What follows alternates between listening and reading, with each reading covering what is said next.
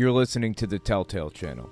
In this podcast, Lara Logan used to be a 60 Minutes reporter. Now she's in the deepest QAnon hole I think I've ever seen. Her mind is completely gone. Let's talk about her latest conspiracy theory. Joe Rogan fully drank the Kool-Aid. He says Ukraine is to blame for the war, and they need to stop fighting so we don't enter World War III. Really. I have no idea how he got it reversed. Anyway, a famous Ukrainian boxer called him out. Texas Attorney General Ken Paxton is suing a Christian charity for helping the homeless. Seriously. Now that's how you live by Jesus' teachings. Dude is totally going to heaven for that one. Pete Hegseth was chosen by Trump to be the Secretary of Defense. Let's talk about some of his absolutely wild takes on the military. For example, he apparently thinks women shouldn't be in combat roles at all, and that veterans shouldn't leech off the government. If you like what I do and you want to see me continue to do it, don't forget to check out my Patreon. I just finished writing a book titled Was Hitler an Atheist? It talks about religions during the Third Reich and how they work together. Catholics, Jehovah's Witnesses, and Protestants. And I even address the lies told by the evangelical world about Bonhoeffer. It's on Audible and Amazon. Pete Hegseth, dude on the left here, was chosen by Trump to be like in his administration. I think Secretary of Defense, maybe? It's him, this guy right here. I'm sorry for the grainy video, but yeah. Hegseth, I want to talk a little bit about him because he's got some tattoos that were super questionable. It was in the news not too long ago. What do his tattoos mean? Are they Nazi tattoos? Also, I want to talk about some of his ideas because they are backward for real. Government dependency and the VA was the subject of this one. He apparently believes that veterans should not leech off the government. Dead serious with this. So I want to listen to some of his ideas here. Check this one out. He did an interview with this woman on the right. It's about Antifa. When we were seeing all of these Antifa protesters and rioters and everything else, and they're... I think you're talking about January 6th. I'm not sure. By the way, there were no Antifa protesters at the Capitol on January 6th. Young men. And we thought if channeled properly, and if they were not taught to hate America, those would be the exact people you'd want signing up to serve. And I know when we first talked about it, I kind of bristled at it, like, what? I remember when we first had that conversation, you're like, what are you talking about?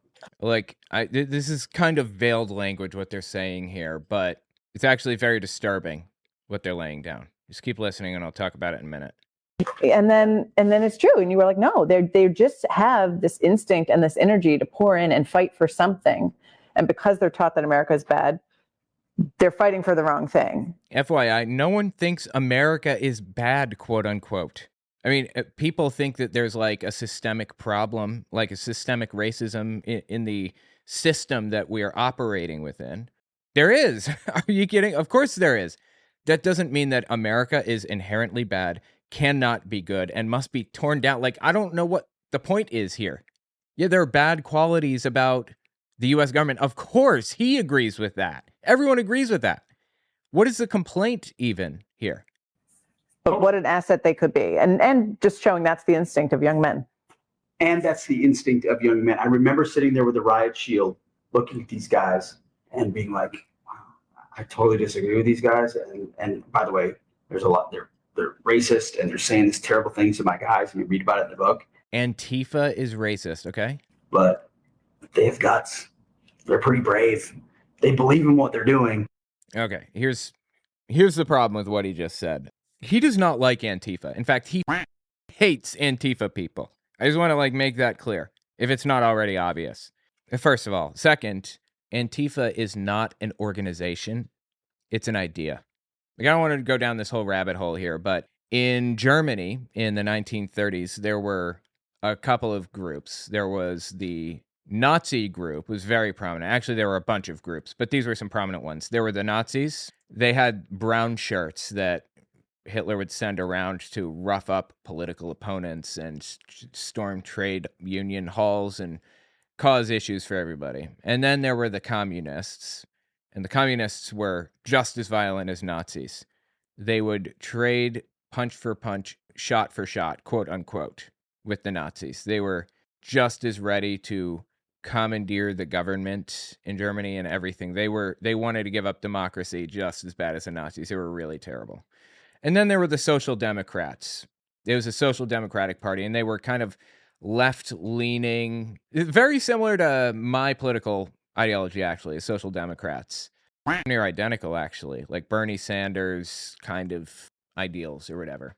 Each of the groups had their own kind of fighting group. The brown shirts were Nazi. The Iron Front were the Social Democrats, and they famously had 3 arrows. That's where that symbol came from, the 3 arrows. It was the Social Democrats militant group that was created just to protect Social Democrats when coming home from work, or Social Democratic like politicians or whatever. And then there were the communists who were fighting against everybody. I like this. They were violent. Anyway, eventually the communists formed a militant group just like the Social Democrats to protect their people as they were coming home from work, or to like hide papers that the Nazis were trying to uncover and stuff. They were Antifa. That's what Antifa started as. They're just trying to basically protect political adversaries and stuff from the Nazis. Nowadays, Antifa, the defining feature is just fighting fascism, just preventing fascism from taking root. And, you know, it's small groups of people that get together and work on things. Sometimes it's working at soup kitchens. Sometimes it's going to protests and whatever. That's it. It's not like this organized group that's setting out to, and they're being paid by George Soros or whatever. That's not what's happening. That's not what Antifa is or ever was. The most disturbing thing about this, though, isn't that they're completely misrepresenting what Antifa is that they're describing war slaves, effectively. Like people who are sent to the front lines to fight on behalf of a country whose cause they don't believe in, or whose like goals they don't stand for. They don't even want to be there. War slaves. He says we should send them into combat. Why? Why would he even suggest such a thing? It's like disturbing to me to hear him talk about sending political opponents into war, into front lines. You know, I keep bringing it back to Germany because I wrote about it. Was Hitler an atheist? On Amazon Audible, check it out. There was something very similar to this in Germany called the Uriah Order.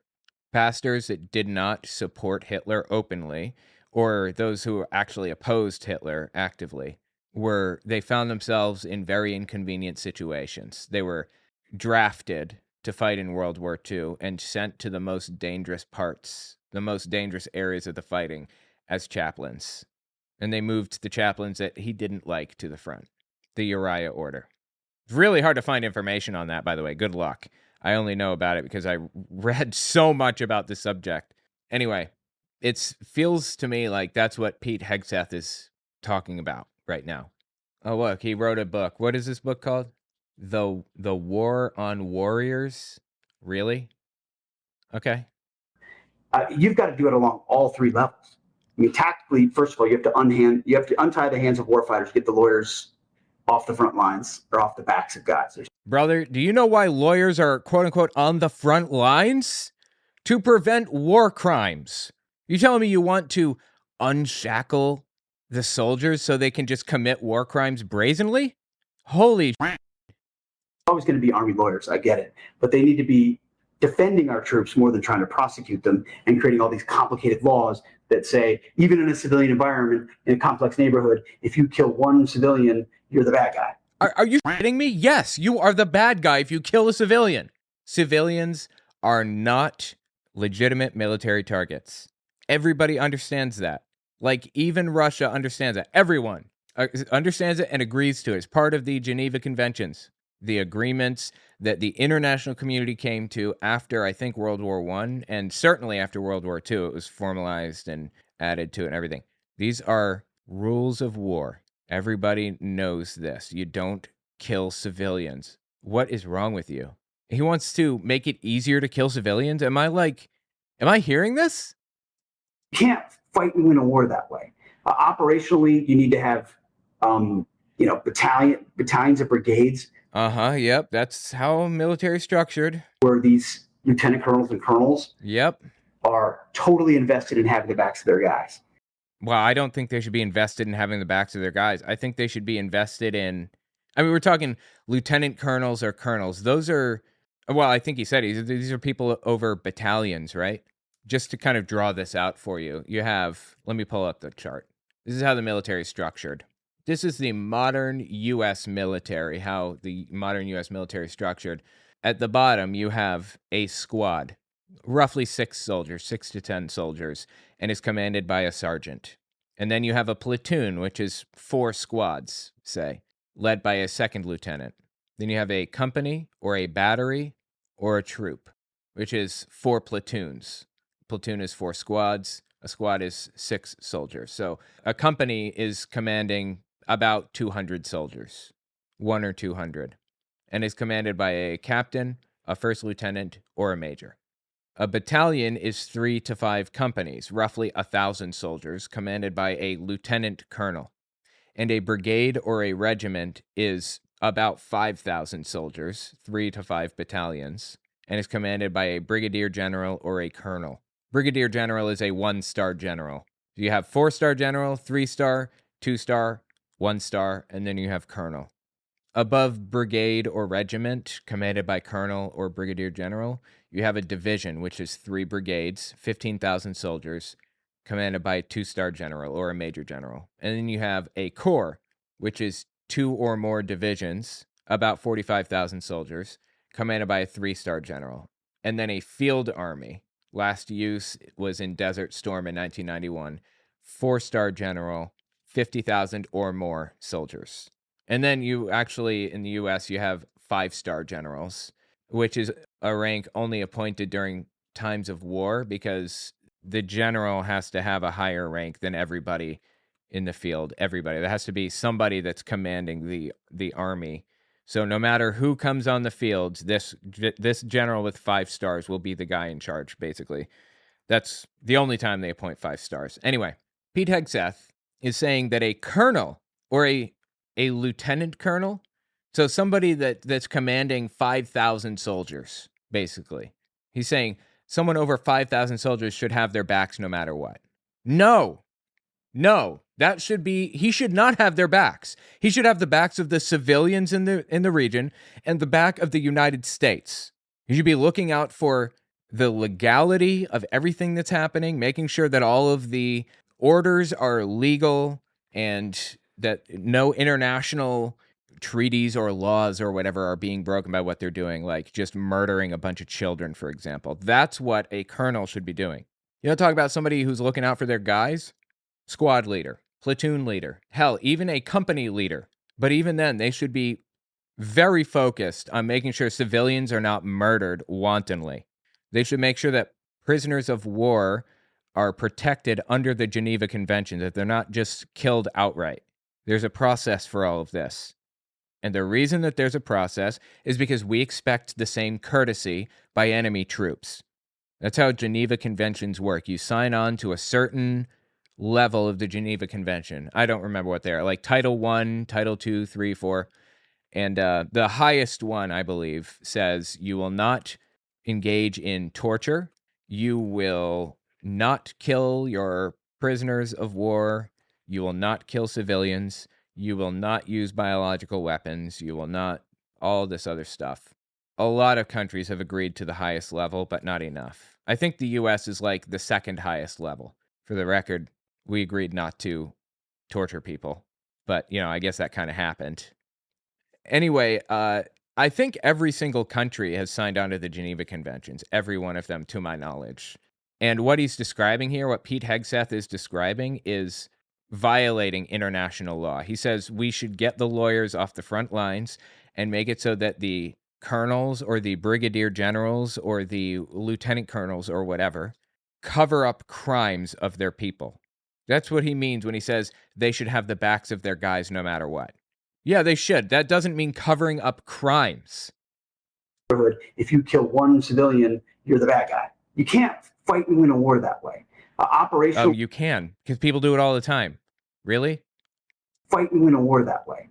Operationally, you need to have, battalions and brigades where these lieutenant colonels and colonels are totally invested in having the backs of their guys. So he's talking about people who are over 5,000 soldiers.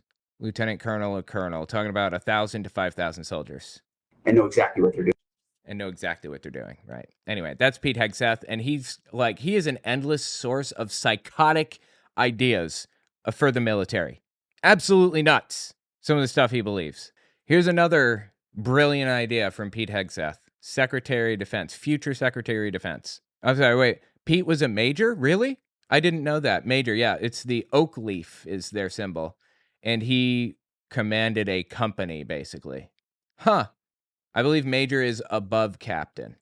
Counterintuitively, gold is lower than silver in this hierarchy. So a gold oak leaf major is not as high ranking as a silver leaf colonel, I believe. So Pete Hegseth, I guess, commanded 4 platoons, 200 soldiers, a company, a battery, or a troop. It's interesting. I'm straight up just saying we should not have women in combat roles. It hasn't made us more effective, hasn't made us more lethal, has made fighting more complicated. How has it made fighting complicated? How has it made it more lethal? How is any of this true? What are you talking about? It hasn't made us more effective, hasn't made us more lethal. Yes, it has. Has made fighting more complicated. We've all served with women, and they're great. It just, our institutions don't have to incentivize that in places where traditionally, not traditionally, over human history, men in those positions are more capable. How are they more capable? What are you talking about? He says traditionally they're more capable? History, men in those positions are more capable. Traditionally and historically they're more capable. Where did you get that? You just pulling that right out of your ass. Women are equally as capable, including in combat roles, as men. Jesus Christ, dude. Listen to this. You remember all that crying that the right did about people saying, oh, Donald Trump, about people saying Donald Trump was, there was an assassination attempt on Donald Trump. And that people are like joking about it. They're cracking jokes and laughing and all that. Remember how there was moral outrage, indignation on the right about people cracking jokes about the assassination attempt on Trump? Remember all that? Listen to this next clip from Hegseth. Paul Pelosi needs the hammer instead of the metal. Well, it's metal. All right. Rachel, good to see you. They're joking about this dude getting hit with a hammer. Wow, that's hilarious. Ha ha ha. What is wrong with these people? There is no moral consistency to be found here. They do not care. I didn't laugh and joke about the assassination attempt on Trump because I didn't really think it was funny. I mean, I wasn't upset when others did it necessarily, because it's very different from Paul Pelosi being hit in the head with a hammer by a crazed lunatic right-winger who is out for blood. It was a different situation. But I don't think that we should be joking about, political violence at all. I don't think that it's something that we should find amusing or that should be normalized in any way. And here we are, Pete Hegseth laughing about it while complaining about the left talking about Trump's assassination attempt. Come on. Anyway, here's another insane idea from Pete Hegseth on what the military should look like, how it should be structured, and what happens after the military, what veterans should be doing, all that. By the way, leading up to this, about to talk about the VA. Let me just explain. The VA is widely loved by veterans, although it's very slow and it's overburdened. But veterans can go there anytime, no questions asked. Just show up, prove that you're a veteran with like an ID card or something, and they'll treat you. You can get your medicine there. You don't have to pay a dime. Just fully universal health care for veterans, which is fantastic. Again, it's slow and needs to be better funded, but it's pretty good overall. It's a fantastic option. It's also socialized medicine, fully socialized, actually, because it's owned by the government. The CAT scan machines and the everything is all owned by the government. So anyway, just saying, like, these people are using a socialized medicine and then complaining about others trying to get single payer, which isn't even socialized medicine. But anyway, listen to what Pete Hegseth has to say about the VA here. Get this doctor, as opposed to empowering the individual to say, I've got a knee issue.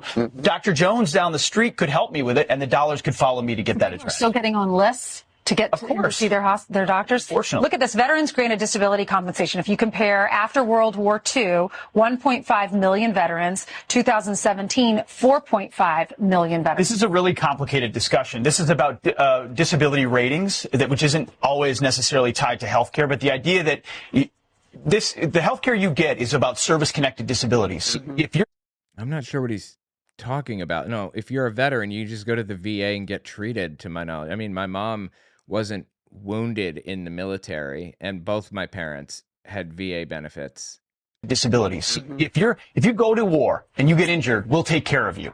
So when you come home, they try to rate how disabled you are, and that's how much care you get. Well, no, I don't think that's right. They rate how much money you're paid as a pension if you're disabled or whatever. But I think you could just get treatment from the VA. Am I wrong here? I believe that's what it is. Oh, no. Okay, wait. I think he might be right here.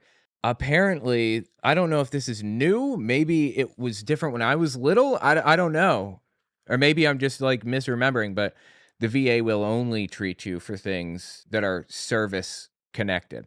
And if you're disabled, then they'll rate how disabled you are and give you coverage based on that. So if your disability rating is at least 50%, then they will pay for your coverage or pay for your care. You just show up there and be treated. And apparently they also care for veterans who can't afford to pay for care. It's a low income. The scale of disabled is odd. It's nearly impossible to hit 100% disability. Almost nobody does. However, my mom has 100% disability from the military pension, interestingly. I could be rated for 50% right now if I wanted to be. I mean, just to have a totally, and vets know this out there, I could do ear and ankle and knee and back. It's proportional. Because it's proportional for different injuries that you have. Groups out there, vets groups mostly, encourage vets to apply for every government benefit they can ever get. Absolutely. Yes, you should. You served in the military. You did your time. You wrecked your body in the process. You should absolutely get everything that you can get from the U.S. government for doing that. I can't believe that I'm sitting here arguing in favor of veterans and of the military against a Fox News host. Are you shitting me right now? They leave the service because, well, why not, right? The government's giving it out. To me, the ethos of service is I serve my country because I love my country, and I'm going to come home and start the next chapter of my life. And if I've got a chronic condition, mental, physical, otherwise, the government better be there for me. But otherwise, I don't want to be dependent on integrity. You got to have personal integrity. And right now, a lot of groups. It's personal integrity to not take the benefits to which you are entitled, to not take the benefits that you pay taxes for and that your whole family does, and that everybody pays taxes for. That's integrity? To suffer? Just to suffer for the sake of it? What are you talking about? My ex-husband had 25% disability from the Army. He got VA medical coverage, but no monthly check. Yeah, that's what I thought. I thought that you just got coverage. Maybe it was at one time, but no longer. I don't know. Anyway, my mom and my dad, neither of them got a military pension until later in life. My mom taught me a hard lesson, actually, with that, an important one that everybody can learn from, and I'm going to give it to you right here. My mom was, we'll just say my mom got hurt in the military. She got hurt in the military. She's in the Air Force, and she basically, when I was younger, she applied for, she had already been out of the service for I don't know, 10, 20 years, something like that. She applied for a military pension, a disability pension, basically. And they denied her. And she applied again. And they denied her. She applied again. And this time they said, all right, we will give it to you. We'll consider it. We'll send it up the chain if you prove to us that you were hurt in the military or whatever. And so she gets my Aunt Penny to write under oath a testimony that my dad abused her while they were both in the military together. And she wrote this whole detailed letter, sent it to the military, and they eventually approved it. And then my dad wrote in basically applying for disability coverage because he's actually disabled. And they said, okay. Wow, right? That is wild. Anyway, it took her 3 or 4 years from when she started applying to when she got it. The lesson that I learned from my mom was never give up. Keep doing it, because the thing that separates winners from losers in this world is consistency. If you continue pushing through the system, every system, the military system, the job market, everything is designed to filter out people who don't care enough to try, or that don't care enough to continue pushing for this thing or for this job or for whatever. If you continue fighting, if you continue applying, you will get it. Are convincing vets to give, get, take more from the system as opposed to just what you need for the service you gave. And you compare the budget here. In 2007, the budget was over $72 billion, over 9 million veterans using the VA. And now in 2017, $176.9 billion with just under 10 million. So just about a million more. But do you ever consider the possibility that maybe it's because a bunch of people got wounded in the Iraq War in 07 and those issues are just now kind of manifesting? They're just now appearing? Like permanent hearing damage from bombs and stuff are now a problem that they cannot overcome in life, that they need to have solved? You think that maybe that's it? What is wrong with these people? Really? You know, somebody says the U.S. loves its veterans. They pretend to. They pretend to love them. They don't actually. People like Pete Hegseth, the new Secretary of Defense, is out here arguing against benefits for veterans. This is a joke. Anyway, let me know what you think about it in the comments. I feel kind of obligated to cover some of Trump's new cabinet. So yeah, tell me what you think about Pete Hegseth. Next up, Lara Logan used to be a 60 Minutes reporter. Now she's in the deepest QAnon hole I think I've ever seen. Her mind is completely gone. Let's talk about her latest conspiracy theory. We'll be right back. Don't forget to check out my Patreon. Also, take a look at my website, oamorgan.com. I just finished writing a book titled Was Hitler an Atheist? It talks about religions during the Third Reich and how they work together. Catholics, Jehovah's Witnesses, and Protestants. And I even address the lies told by the evangelical world about Bonhoeffer. It's on Audible and Amazon. This is Lara Logan. She's a 60 Minutes reporter. Or she used to be, at least. She has completely lost her mind. She's a full-blown QAnoner now. And some of the things that she says are, I don't even know what word to use. Schmoobly-gong? That feels right.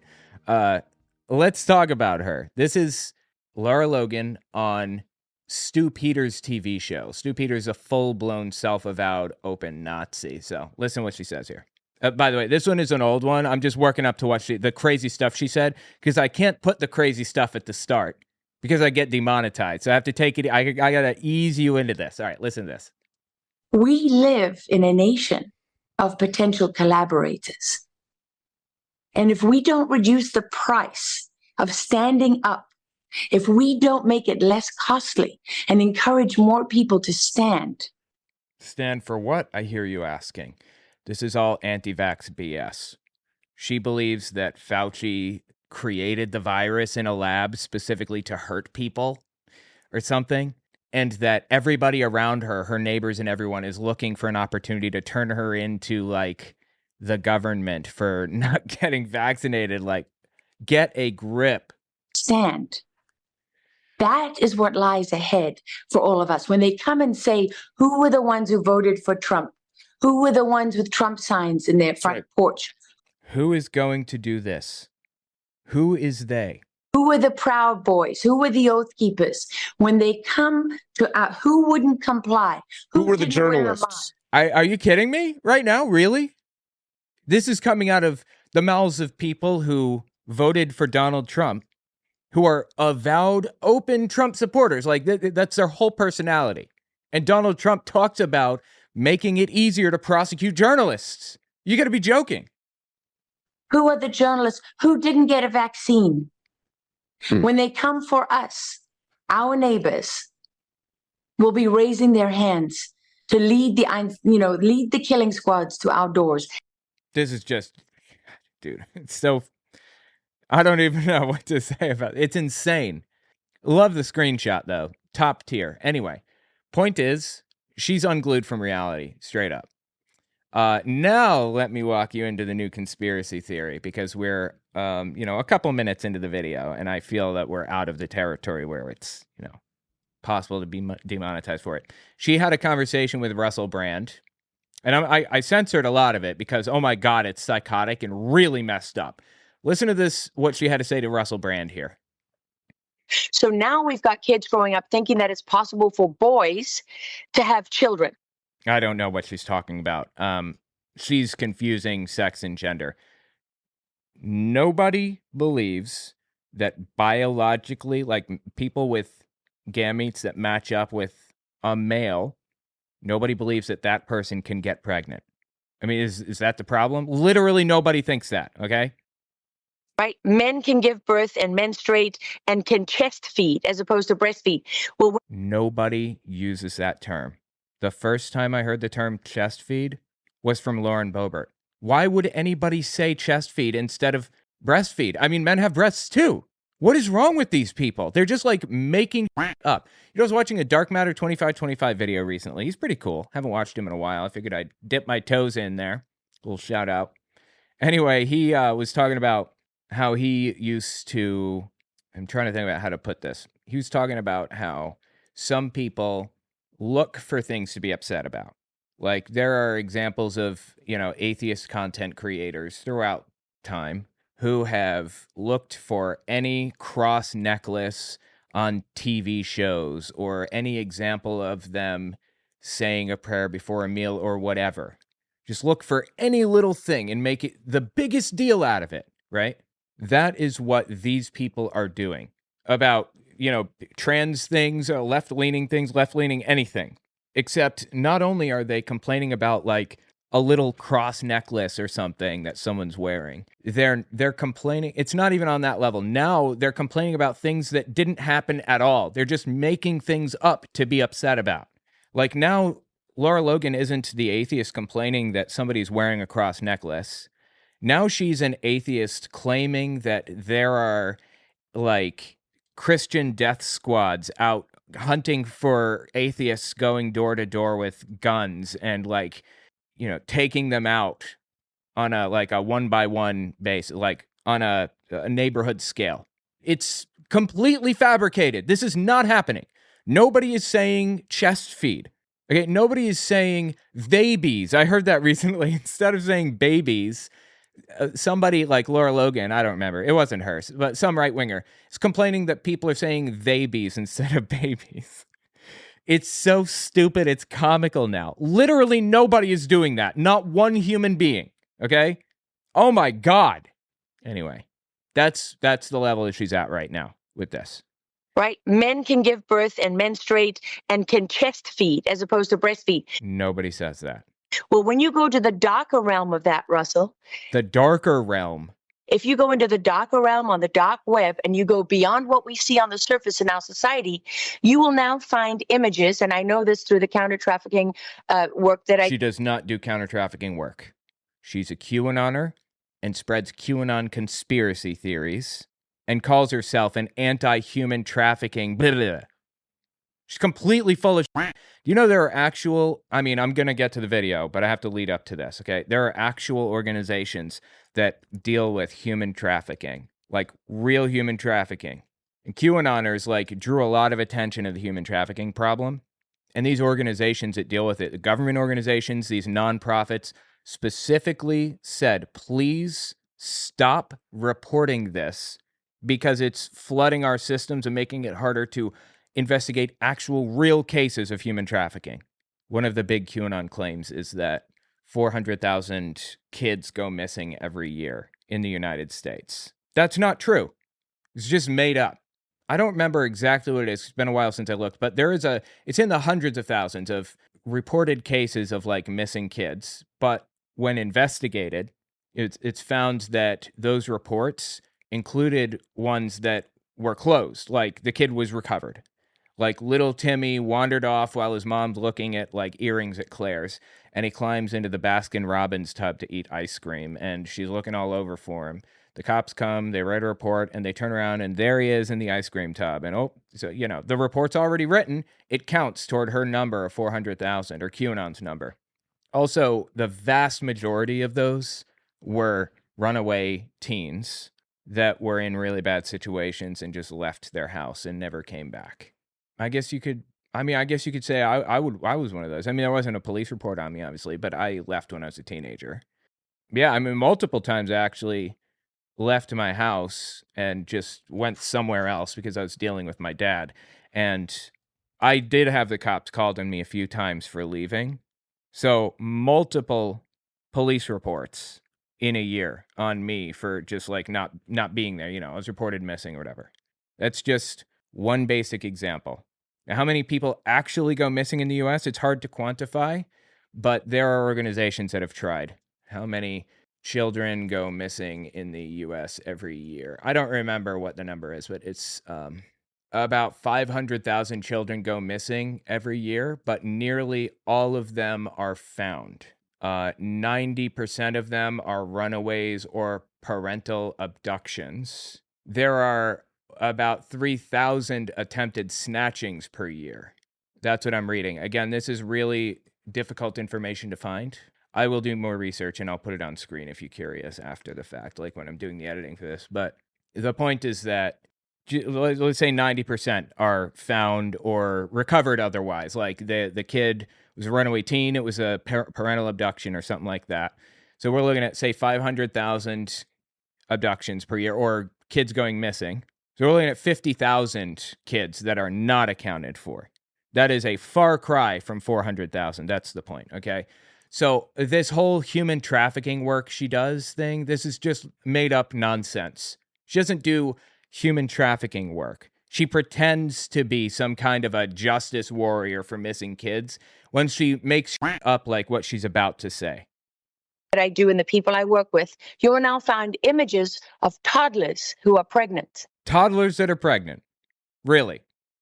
I mean, this should tell you all you need to know about her. She's completely full of shit.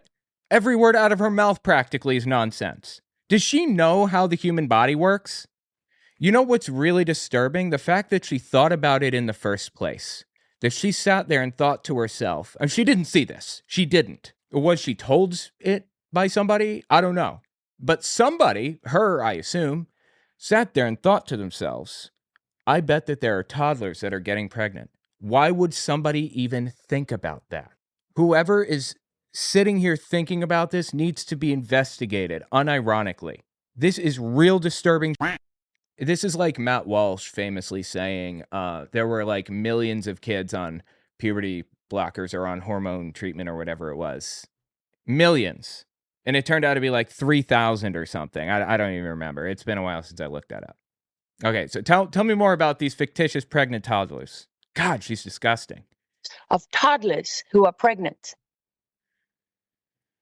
Because this ideology is completely and utterly hedonistic and dark and evil and satanic. This is pure evil. Oh, I guess I could. Yeah, okay. I cut out the next part because this is too disturbing. But she said, I'm not even going to, I'll leave it at that. I uploaded a full breakdown of the video on my Owen Morgan Unfiltered channel if you want to watch the whole thing there. It's just Russell Brand and Lara Logan talking, just like a one-part thing. But I'm like really disturbed by some of the that comes out of QAnon. Like, who comes up with this stuff, honestly? I mean, she's been on the far right for a while, and she's been spreading far right conspiracies for a long, long time. It's really sad because she was a legit reporter for a long time. She was like trustworthy. And then she busts out stuff like this. Because when one police officer sees another police officer under attack, what's going to happen? He's going to escalate, even though their job is to de-escalate. And on the same I think there's a conversation with Charlie Kirk, by the way. Side, on the other side, where you have protesters, when you see women, she's talking about January 6th. Being punched in the face or hit in the face, when you are standing around innocently, you have no idea what is happening way up ahead. You have no idea that there are paid provocateurs in the crowd who are picking a fight with police, and out of nowhere, you're being hit with flashbangs. So she's saying on January 6th, paid provocateur, Antifa was paid to go to the front of the crowd and start with police so that the police would attack the innocent Trump supporters at the back. Come on. and all kinds of munitions that cause real damage. And these are called less than lethal munitions. And they're called that for a reason. They're not called non-lethal, Charlie.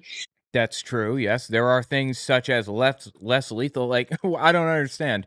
Because they become lethal when used. Like rubber bullets? Yeah, they're very, very painful. And if shot in the eye, it'll kill you. Okay? I don't know what point she's making.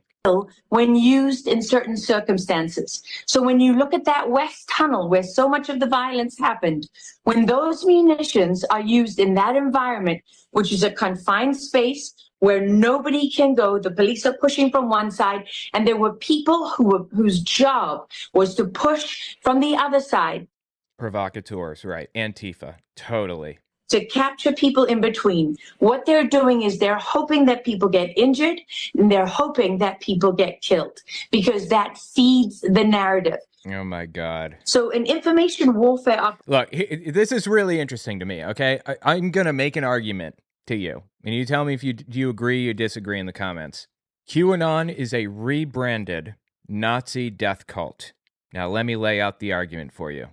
In 1939, Germany had been working its way up to war for like 4 or 5 years at that point. Like Hitler had already been revving up the war machine, been ordering a bunch of airplanes, training pilots in secret areas in like Russia and things like that without anybody knowing. And he was building a military through paramilitary groups like kind of like the Proud Boys, like how the Proud Boys operate, through the brown shirts and the steel helmets, a veteran group.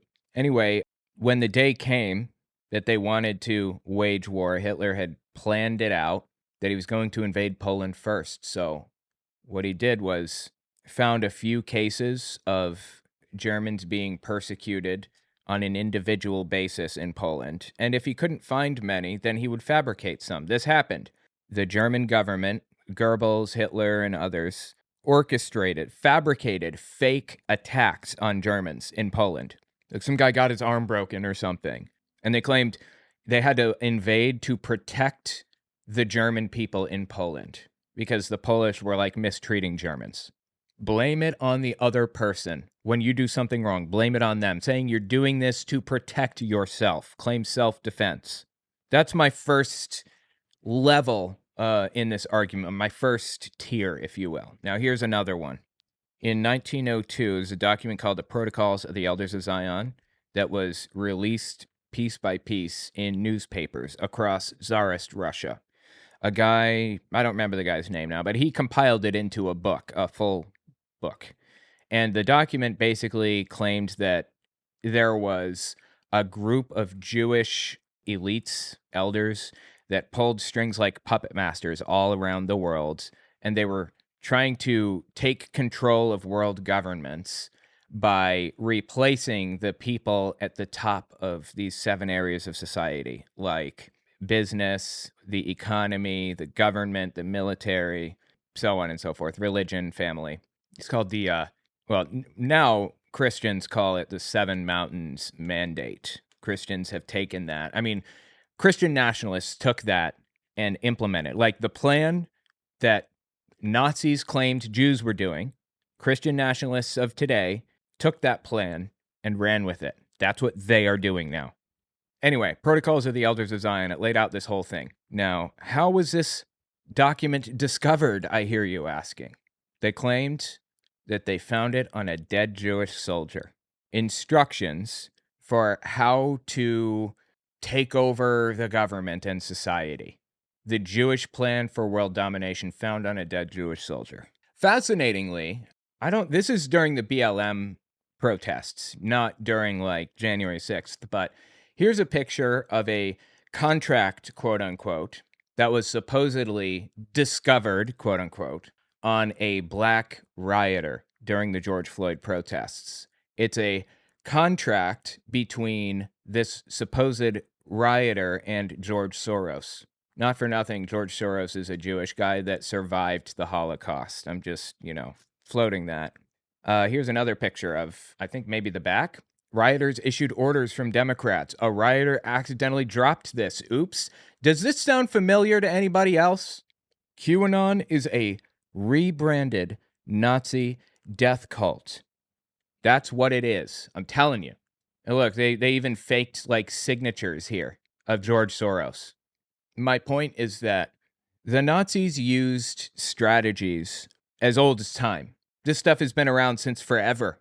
Blame your enemy for what you are doing. Claim that they are hurting you so that you can be justified in attacking. Things like that. Just make up whole cloth about them. This is stuff that's existed for thousands of years, and it was all condensed into one overarching ideology in Germany in the 30s, certainly before that too. But the Germans did it, and now we're seeing it repeated again by Lara Logan, Russell Brand, and honestly now Joe Rogan. I didn't expect him to go that far right, but here we are, and a bunch of others. I'm telling you, rebranded Nazi death cult is what we're dealing with here. They probably don't even realize it, honestly.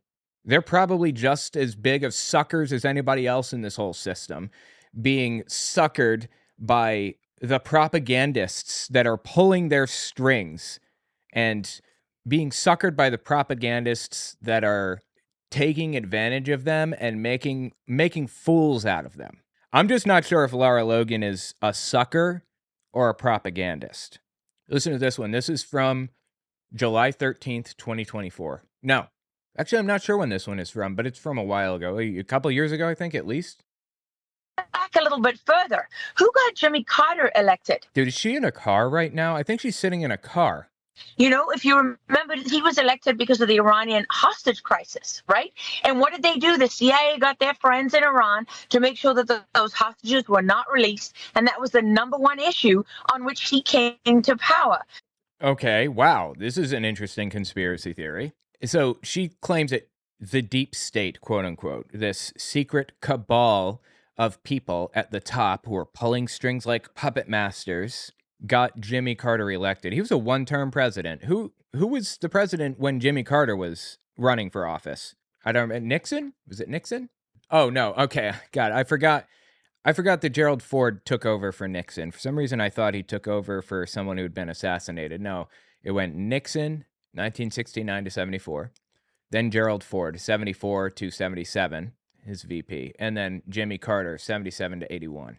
Nixon and Gerald Ford were president while Carter was running for office. And you're telling me that the CIA, directly responsible to the president, like that's the direct line of communication, like he controls the CIA.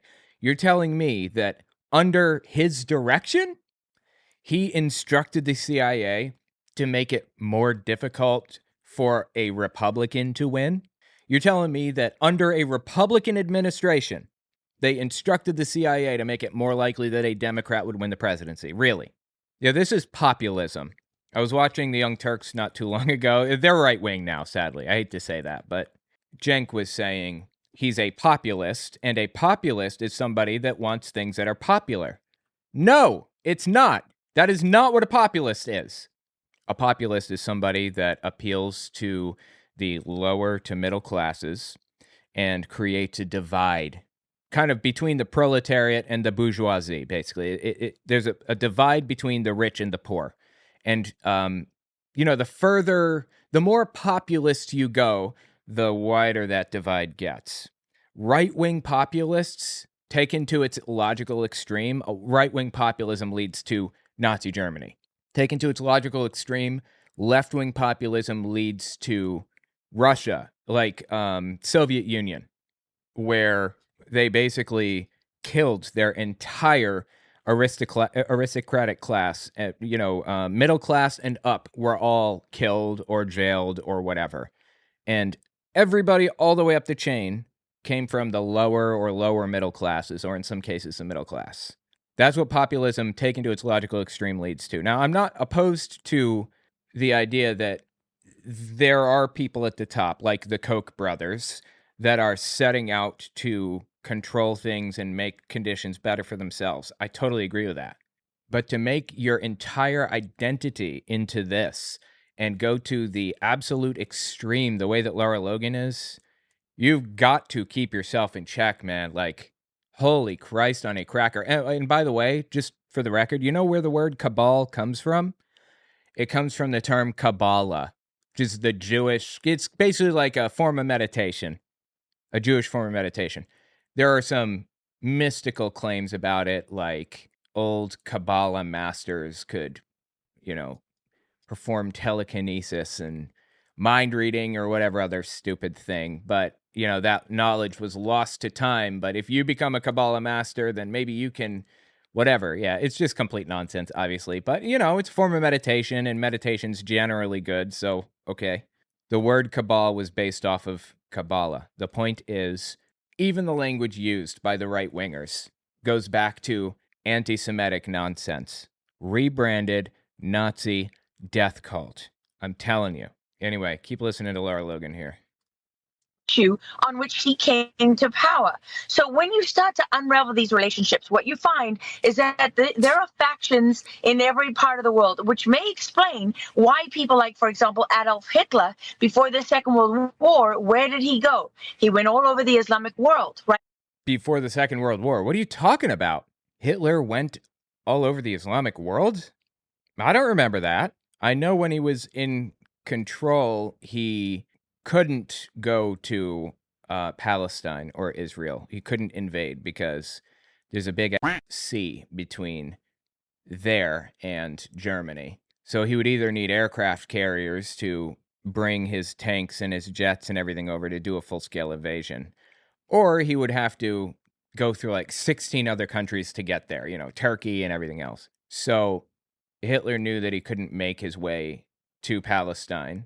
So what he did was instead he funded missionaries, Christian missionaries, funded a trip there for them to set up shop, create churches, and work with local Muslims to destroy the reputation of Jews in the area. And he actually paid for that out of his own pocket, to my understanding. I'm getting this information from a book called And the Witnesses Were Silent by Wolfgang Gerlach. Anyway, that's what I know of it. I don't know what she's talking about with him going all over the Muslim world. He was making his deals. And so these relationships are really represented today in these global institutions. And, it wasn't so long. His values represented in global institutions?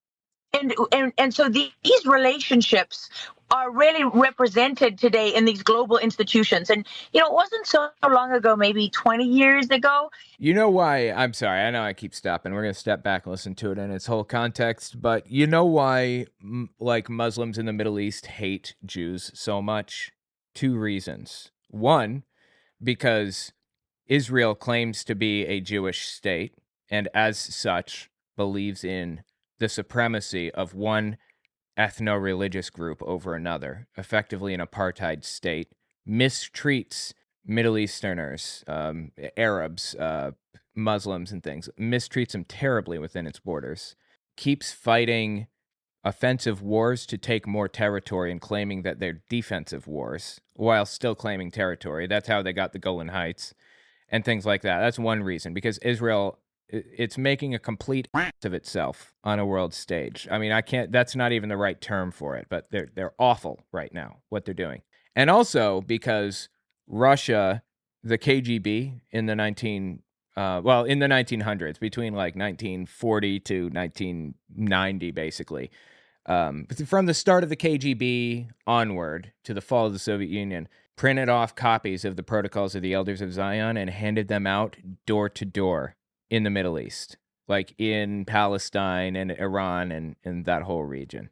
There's already latent anti-Semitism there as a result of all that, and as a result of Hitler's, ingratiating himself with Christians in the region and funding them. And on top of all of that, Israel makes of themselves there. That's why the Muslim world doesn't like Israel in the region right now. Now, what was she talking about? What does she think it is? Today in these global institutions. And, it wasn't so long ago, maybe 20 years ago, that you would look at people, preppers, and, who would say that the UN is trying to take over the world. And you would think, gosh, these people in the mountains in America, they're kind of nuts. Right. Yeah, I think so. Right. Like, why do they think this? And what do you see today? You see the United Nations bringing in a charter on Okay. Sexual rights for the child? No? What are you talking about? This is disgusting. She sat there and thought this up, okay? What is wrong with her? Honestly, somebody should be investigating her. Like, looking through her web browser history and I hope the FBI is on top of that, because that is some real disturbing that's already come out of her mouth. This is not happening. This is yet another example of her, like, finding every example of, like, someone wearing a cross necklace on a TV show and complaining about it. Except this isn't even real. Sexual rights for the child? What does that tie into? Yeah. Well, that ties into cultural Marxism, right? Okay, first of all, Marxism there is no such thing as cultural Marxism. Marxism is an economic ideology. It doesn't work that way.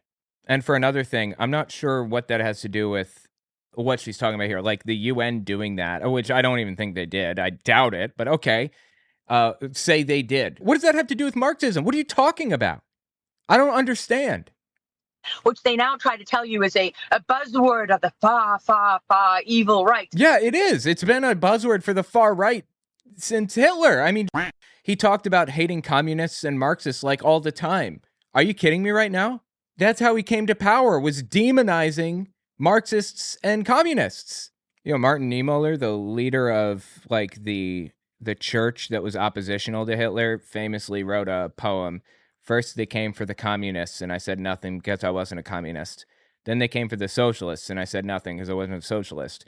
Then they came for the trade unionists. I said nothing because I wasn't a trade unionist. I'm sorry. I said nothing because I wasn't a trade unionist. Then they came for the Jews. I said nothing because I wasn't a Jew. Then they came for me, and there's no one left to speak for me. I mean, it's right there, okay? It's like the first two sentences.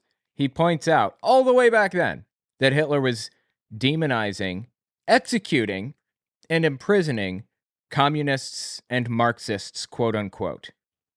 Far, far, far evil right. Give me a break, okay? We don't care about you and your stupid propaganda and your labels and everything else.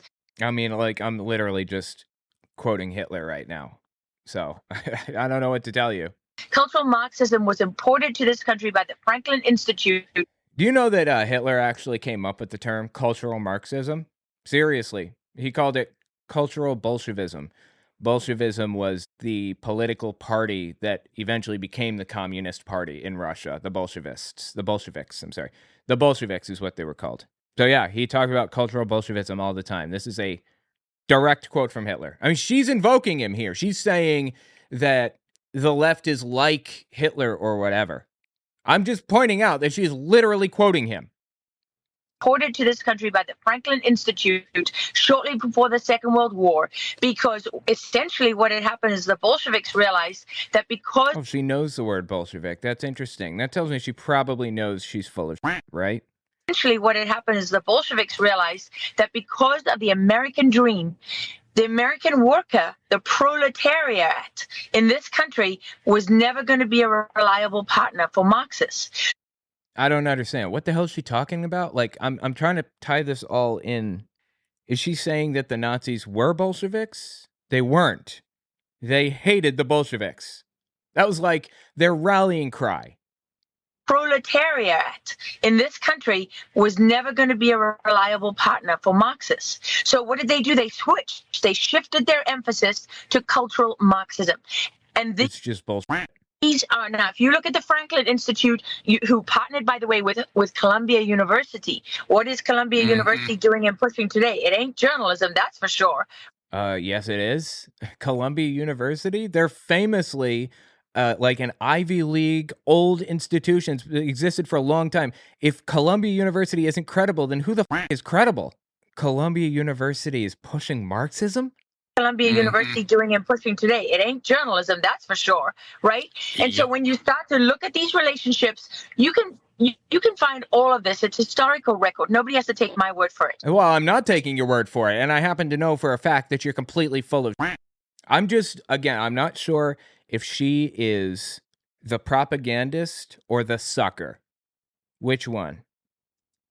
But this is the origins of all those things. Saul Alinsky's Rules for Radicals and the sort of the LSD, free hippie, free love generation, the degradation and breakdown of American traditions.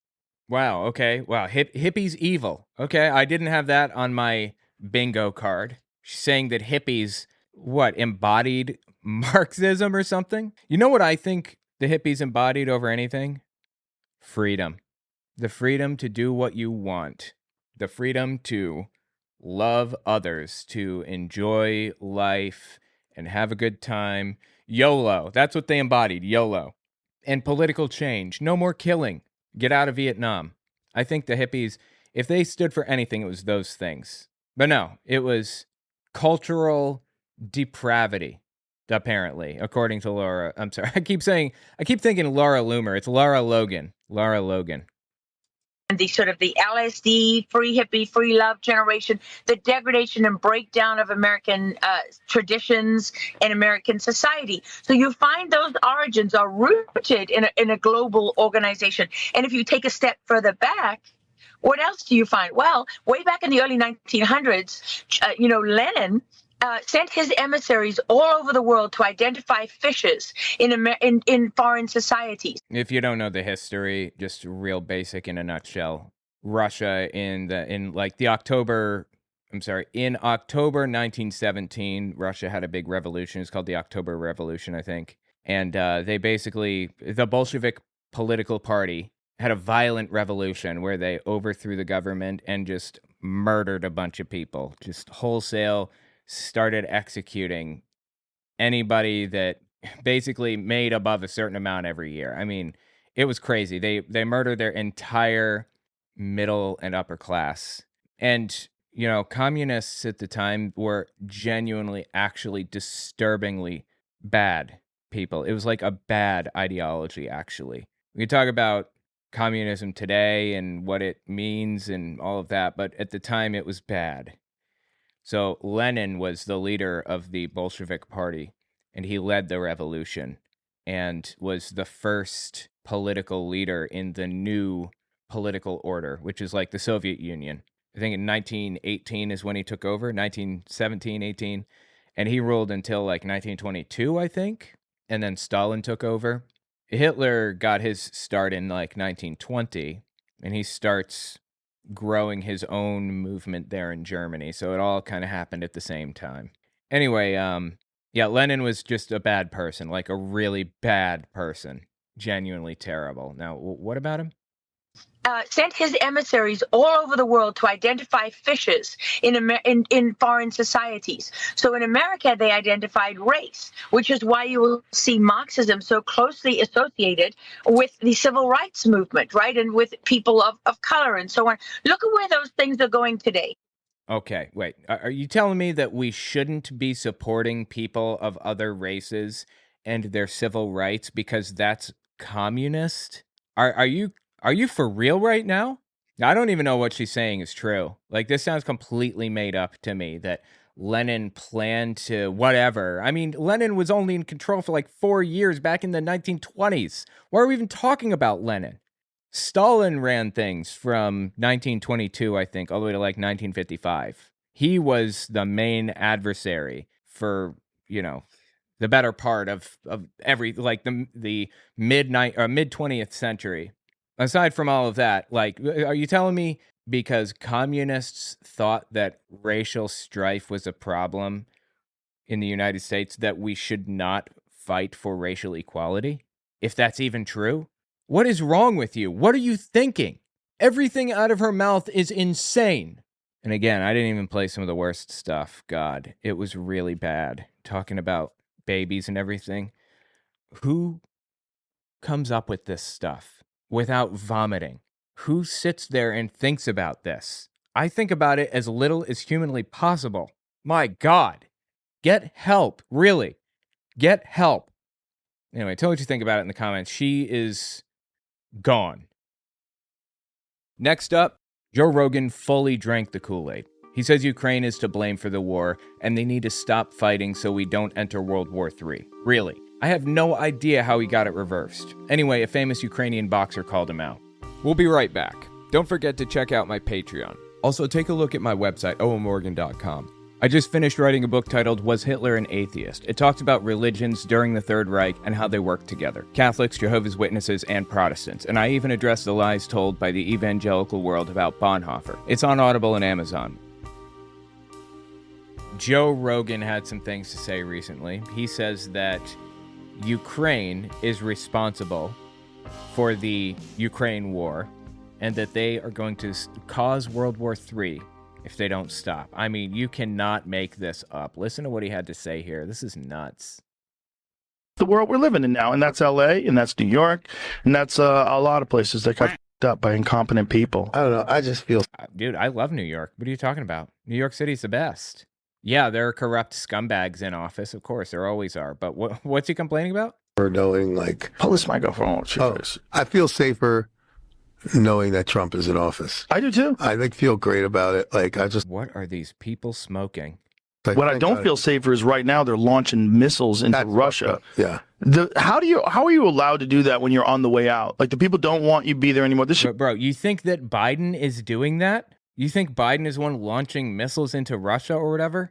First of all. And second, who does he think started the Ukraine war? Who does he think lined their troops up on the border?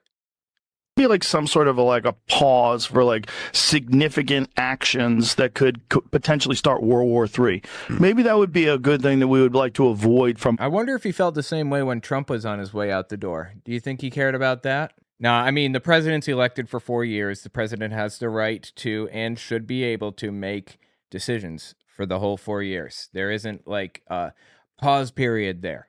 It's like Obama, Scalia died when Obama was in office, the Supreme Court justice, and Mitch McConnell kept the position open for like a year or something. And he said, the people should decide. The people decided.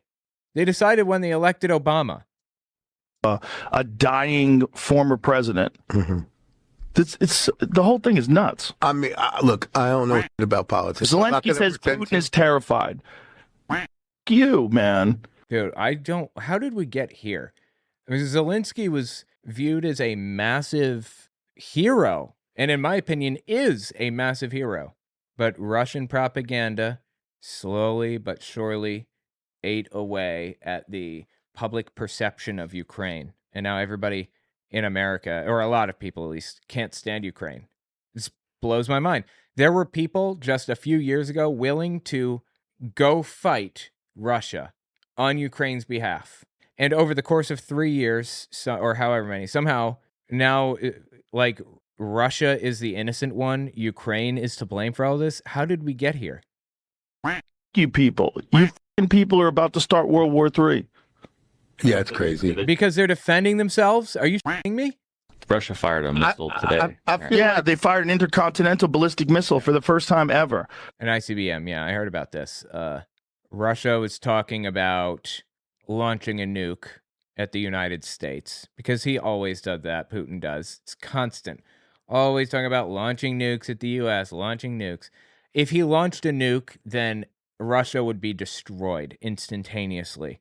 Everything would be destroyed.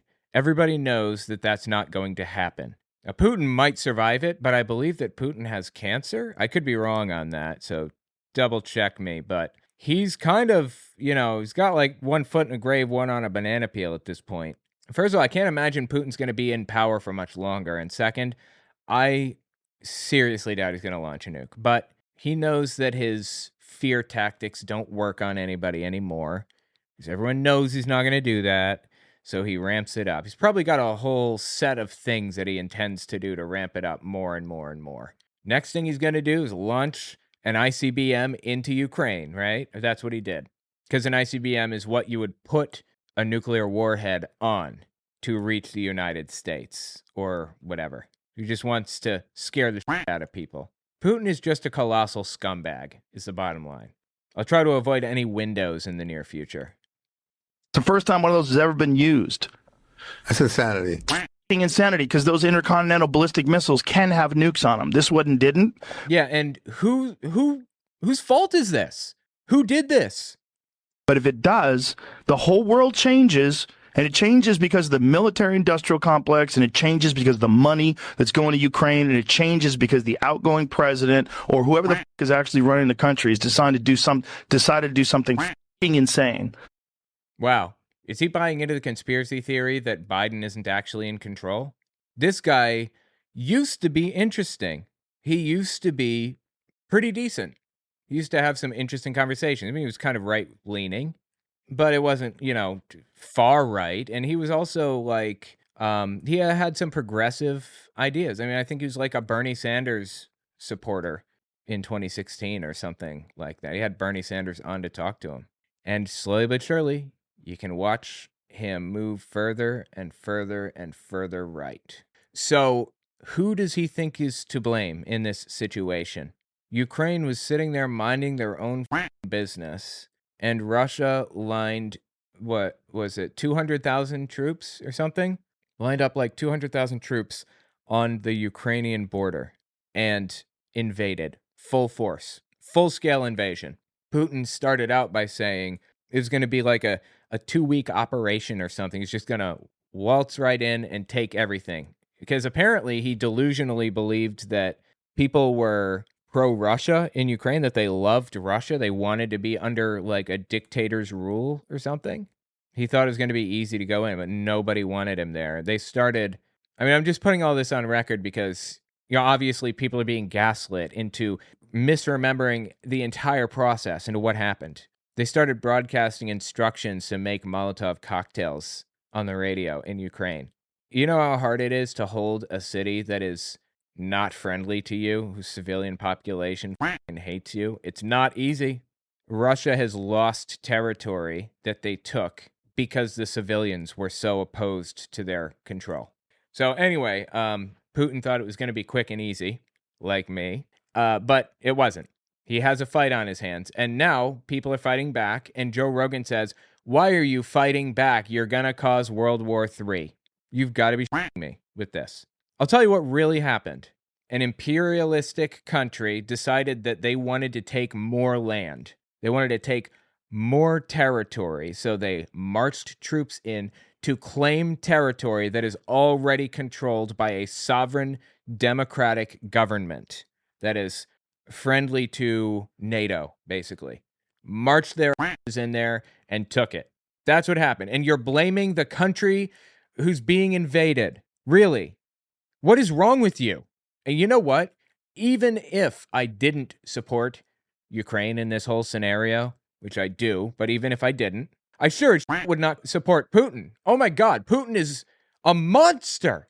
Anybody that's critical of him in any position of power at all falls out a window at an inopportune moment.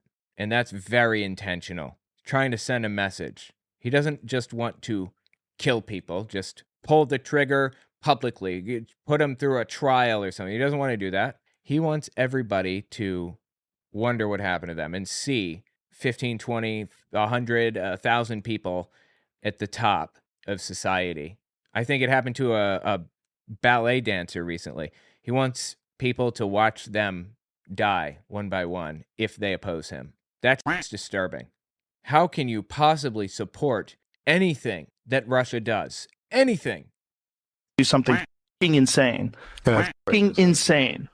And we're all sitting there watching it, and people are cheering it on. I'm not happy about a war. I want it to end. What are you talking about? I just don't want Putin to get away with invading a sovereign territory that is a democracy and taking it over as a dictator.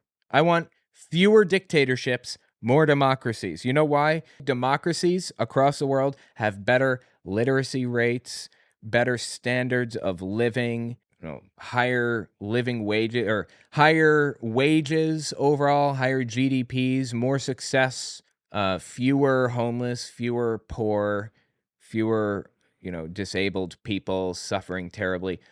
Democracy is not perfect, but it is the absolute best system that we have out of the choices right now. That's why I want democracy. I can't believe I'm sitting here arguing this. What is wrong with Rogan? What happened to him? CNN was saying, finally, see what their headline was about Zelensky using, about Biden giving Zelensky the ability to use long-range missiles.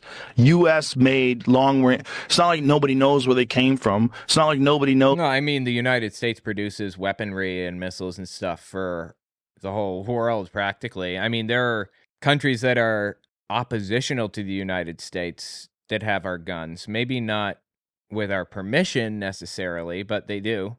The United States and the Soviet Union historically produced the two most common weapons that were used. I think the weapon that's used most commonly in military is the M16 for the United States or for Western governments. It's like an AR-15 that's been modded out to be fully automatic. And then I'm not sure what Russia's using now, but at least in the 60s, 70s, and 80s, I think they're using Kalashnikovs.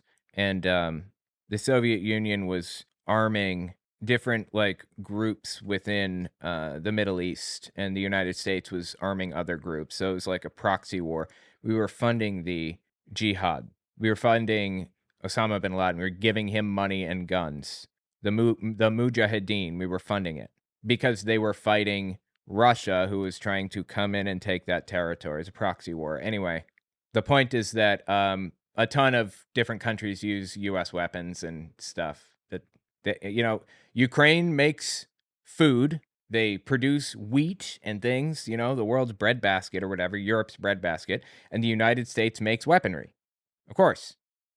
We've been funding this. It's a proxy war. The whole thing is fucking insane. It's insane. You know what? I'm curious now. What kind of guns are most common in the military today? Hold on. Let's find out. Just loaded up my question gun. Let's go answer hunting. What is the most common gun in military world? The Soviet AK-47 and the American M16 are the two most common weapons in use today in militaries. Key points about the AK-47. Is the AK-47 Russian? Which country invented the AK-47? The auto search popped up. Which country invented ice cream? That's funny. And now I'm curious. Yeah, AK-47 is Russian. It's Soviet. I didn't know that. That's the Kalashnikov, the AK-47. That's interesting. They also invented the AK-74 in 1974. It was invented by Mikhail Kalashnikov. That's probably why it got its name. Anyway, now for the real answers. China invented ice cream, if you were curious. China. 618 to 907 CE. 618 to 907 CE. So like 1,500 years ago, basically. 1,000 years ago. Wow. How did they keep it cold? I guess they could only make it in the winter. Come to the negotiation table. Sit down. Come to the negotiation table. Hey, Jagoff. He's been trying. Everyone's been trying to come to the negotiation table. Putin just wants Ukraine. He just wants to take it. Like, what happens if, I don't know, just hypothetically, just imagine a scenario with me in which Russia comes over the Bering Strait. Is that still a thing? That little land bridge between Russia and Alaska? Maybe that's from a long time ago. Anyway, they come over that little area and they invade Alaska and claim Alaska as theirs. Imagine that for a moment. Now, what would you do? Come to the negotiating table, America. Stop launching nukes. Stop launching missiles into Alaska to take it back and force the Russians out. You're going to start World War III if you keep launching missiles at the Russians in Alaska. That is what's happening right now. That is a one-to-one comparison. They're trying to take back the Donetsk and the Luhansk regions, which are owned by Ukraine. They're trying to take those regions back and, fighting for them, sending men in, launching missiles over the border and everything. And Putin refuses to give Alaska back. Starts launching intercontinental ballistic missiles into Washington state because you won't let him have Alaska. That is what's happening. I just want to draw this out for you. This out. Stop killing everybody. U.S. allows Ukraine to use long-range missiles.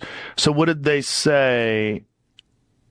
Someone had said that CNN was saying that it was a good thing, which I think is how has the left gone so far crazy that the left has not gone anywhere? That's the problem. Joe has gone completely into La La Land. He's not even reality with us anymore. He's a full-blown QAnoner at this point. How has the left gone so far as to support military action to protect Alaska? This is what he's saying effectively. I can't believe the left is trying to protect Alaska. They think it's a good thing to launch missiles.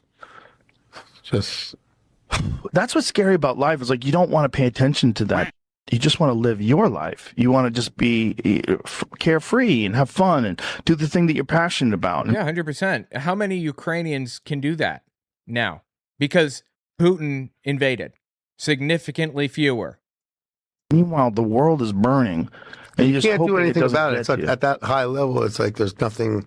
Well, we can. We voted Trump in, and his idea is to stop all it, and hopefully. Oh, great. Well, is he going to tell us how? Because he's been saying that he could do it. The moment he gets into office, he can do it. What's he going to do? Nothing. The answer is nothing.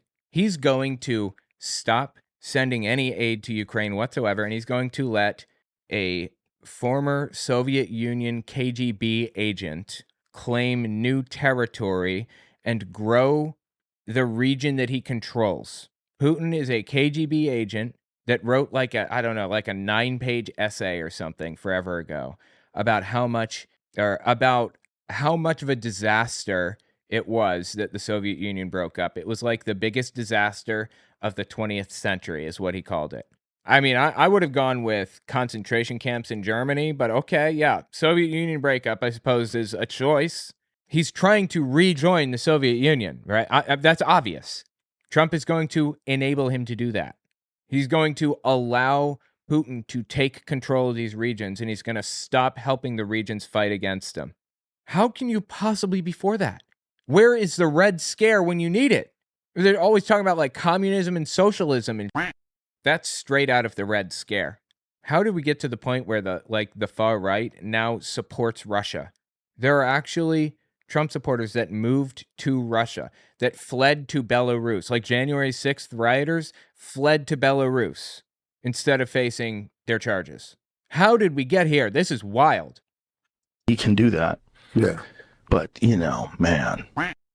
We got 60 more days until Trump gets in or whatever it is. How many days is it, Jamie? 20th. But who knows? Maybe once he gets in, they'll ramp it up. Who knows? Maybe they'll sabotage his administration. That's what they? Who the is they? Who is sabotaging Trump's administration? You're seeing what he's doing here, right? He's creating an out for Trump. When he everything up and makes it all worse, or doesn't fix anything at all, as he's going to do, he's just going to let it play out. He's going to stop giving any money at all to Ukraine or anybody else, and he's just going to let Russia reclaim parts of the Soviet Union. When that happens, Joe Rogan's going to claim, well, they sabotaged Trump. They sabotaged his ability to make deals or whatever other. When things go bad, he's going to blame everybody except for Trump. This is wild. What happened to him? That's what's even more scary. People don't want him in power. And the people that are in power don't want to leave power, and they'll try every way they can to keep it. 60 days from today. Dude, he's got problems, seriously. 60 days. So when was it? This must have been like November 20th then, or somewhere in there. All right. On the nose. 60 days. Keep your fingers crossed. Yeah. Just hope Putin understands what's going on as well, and Zelensky doesn't do anything stupid. But saying that Putin's terrified, God. It's like you're trying to like tug the tail of a sleeping dragon. Dragons. Yeah. Also, Zelensky, can I get a drug test? What does that have to do with, what are you talking about? A drug test? What? Anyway, just for the record, like, I want to show you what's going on here. Like, I want to draw this out for you. This is Nick Fuentes I have on screen here. Back in the 1930s, there was a propaganda campaign to support Germany, basically. But it was unfashionable to openly, outwardly support Germany. So they started what they called the America First political party. And the goal was to discourage America from entering into World War II. They knew that the America First party leaders, they knew that if America entered World War II, it would end badly for Germany.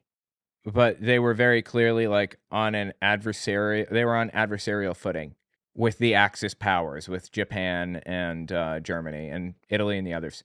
So they couldn't openly say, I don't want you to go to war with Germany. I support what they're doing, because that would have been like treasonous or whatever. Because, I mean, I don't think we hadn't declared war, so technically not treason, but it's like this close to treason to do that. So instead, they just said, let's not get involved in World War II. Let's stay out completely. The America First Party, and they famously held a gigantic rally at Madison Square Garden. It's a famous picture of it, and I think they even had swastikas up. The America First Party did. Hang on, Madison Square Garden, America First Party. Here's the rally right here, a picture of it. Here's another picture. Yeah, real big rally. Anyway, so the America First Party, that's where it started. And now we have the America First Party siding with dictatorship and right-wing extremism once again. Nick Fuentes, leader of the America First Party. That's what we call the secret ingredient. America and the world has forgotten about them. But I'm talking about incels, basically. But not us. You know, they say about America, they say, diversity is our strength. You know? It absolutely is. And I look at China and I look at Russia. Can we give a round of applause for Russia? Yes.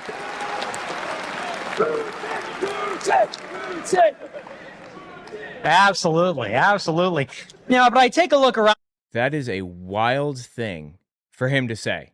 He's openly supporting Russia and Putin. He's a dictator. What are you proud of? And by the way, this video came out, when did this come out? February 25th, 2022 is when this came out. Hold on. This is literally like 5 days after the Ukraine war started. 5 days or something after Putin entered Ukraine with ground troops. And they're doing this. This is wild. This is where it started. This is where the support for Putin started, with a party of neo-Nazis. Self-avowed, he says it, I am a Nazi, I love Hitler, quote unquote. It started with Nazis. Just listen a little more of this. Yeah, but I take a look around the world. I look at Russia. I look at China. You know, China, they're editing their babies to be smarter. No, they're not. They're not doing that. Stronger, faster. There was one news story of some guy that supposedly tried to do that and like got arrested and went to jail for it in China because it's illegal. It's Russia. They're invading countries. They took out the whole Ukrainian. Whole Ukrainian what? They hadn't taken out anything. This is proving my point right here. Nazis support Putin's attack on Ukraine. Right-wing extremists support Putin. They have this whole time. But I rest easy at night knowing that America has diversity. Is he saying that like China is better than the United States, superior, because they're homogenous? This is what I'm talking about. White nationalist, Christian nationalist, Nazi. Anyway, back to Joe Rogan. You know, he's like super into like boxing and MMA and whatever other thing. Well, this is a famous Ukrainian boxer. So if anyone's going to get through to Rogan, hopefully this guy, right? He responded to him. Joe Rogan, I listened to your latest podcast. I'm sending you this video to let you know that I disagree. You talk about these American weapons being sent to Ukraine, which you believe will lead to the Third World War. So, let me tell you that you're repeating Russian propaganda. Absolutely. Putin's Russia is in trouble, so they want to scare you and people like you. Yeah, I don't think the Ukraine war is going particularly well for Russia right now. I saw figures that said, I believe that they've lost 40% of their tanks. A lot of people think that like pushing the line forward is done with bodies, with people, with weapons moving forward. That's not how lines are shifted. It's with artillery. It's with tanks or mobile, like grenadiers, for example. You know, people carrying little rocket launchers and things like that. That's how the lines are moved forward. And everybody else is just there, all of the infantry, they're just there to support the tanks and stuff. and to maintain positions that they've already taken. The fact that Putin lost 40% of his tanks or something like that is a big deal. The United States has been supporting Ukraine. They've been giving them weaponry and all kinds of stuff. And here's the thing about it. You might not want to have a problem with Russia. You might want to be friendly with them. I get that. But they don't want to be friendly with us. Putin does not like the United States. Again, the guy views the fall of the Soviet Union as the worst thing to happen in the 20th century. He is doing and will continue to do anything that he can to undermine the American political system, to undermine democracy, to create division, and to make things worse, to cause chaos in the United States. Putin will do that, as he has been this whole time. So you like Putin all you want. He does not like you, is my point. Now, he's a historical adversary. Russia is. The Soviet Union is. And it's an adversary that doesn't like us. So it serves us to challenge that world power, or that supposed world power. It serves us to show the world that they are not as powerful as they wanted everybody to think. And to make things even better, we aren't putting a single American life at risk by challenging this historical adversary. I don't want war. I'm a pacifist. But this war found the Ukrainians, and I hope they continue to fight it. So we're challenging a historical adversary, and we're not losing a single American life to do so. No American boots on the ground. And on top of that, we're sending our military gear to Ukraine to use, which means, A, it's tested in the field, which is, you can't beat that. Testing things in the field, working out all of the bugs and all of that, that's fantastic. And we have to replace our gear about every 5 years anyway. What do we do with all that? What do we do with all of the helmets, the blankets, the guns, the everythings that we have to replace with new updated stuff? What do we do with that? Throw it away. Try to sell it to smaller countries or whatever. I think something like half of the aid that we're sending to Ukraine is sent in the form of just old guns and helmets and weaponry and stuff. Old Javelin missiles. This couldn't possibly be a better situation for the United States. Humiliating and undermining a historical adversary that views himself as a world power on the world stage, and replenishing our stockpiles for the military while we're at it. This is a win-win situation. As long as Putin wages this war, we might as well get something good out of it.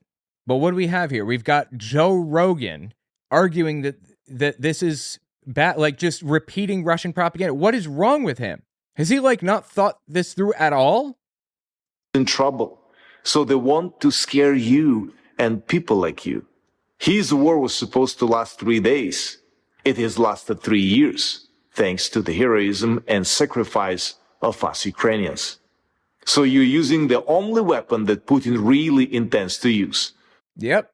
He knew that it would be a war of attrition, and Putin will win wars of attrition because he will get his little scumbags to run around and doesn't even necessarily have to be knowing intentional collaborators with Russia. It can just be useful idiots.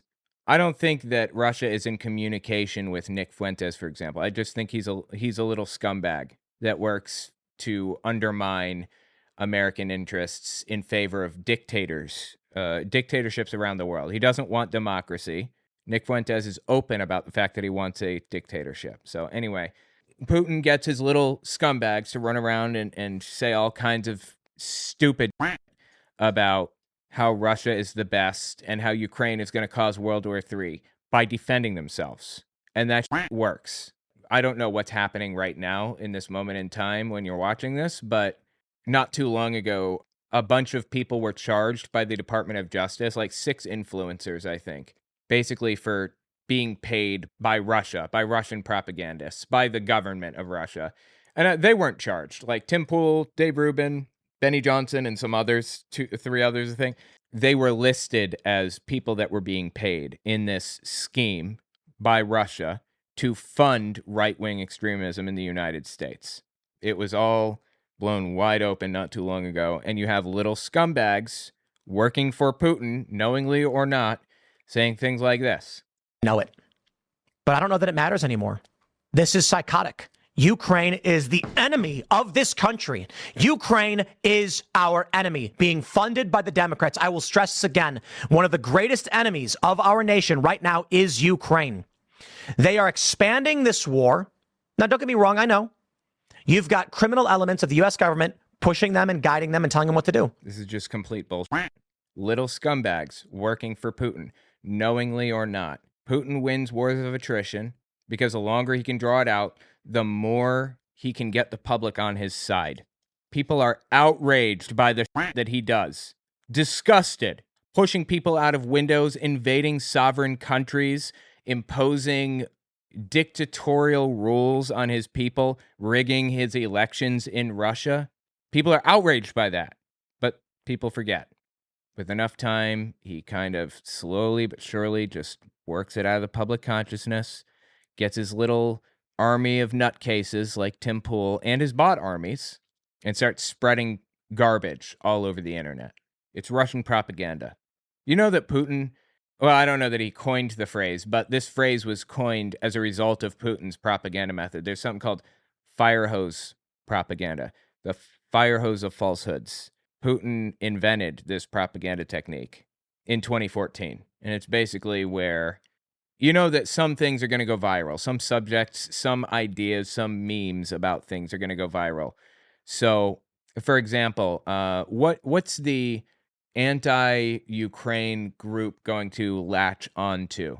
Is it going to be there are biolabs in Ukraine, or is it going to be they're trying to take out Nazis in Ukraine, or they're trying to free the Ukrainian people because they live under a dictatorship?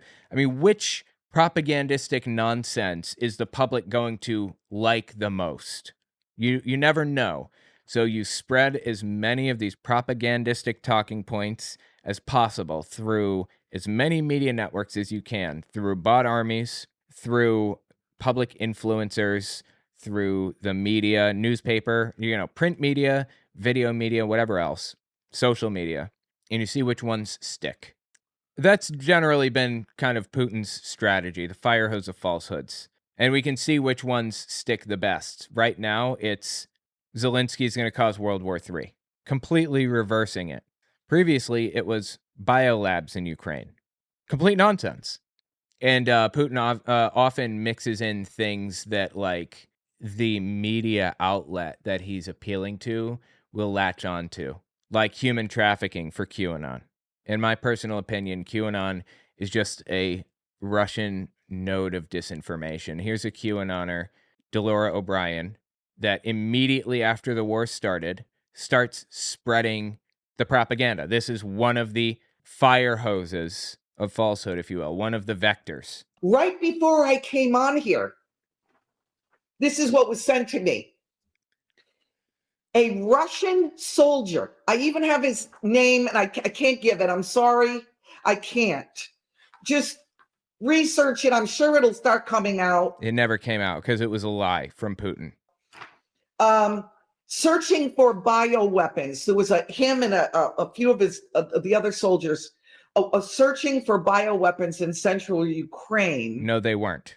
Another piece of Russian propaganda, just lies. Stumbled upon a child trafficking den. And there's the thing that appeals to QAnon specifically. This is the Russian propaganda strategy.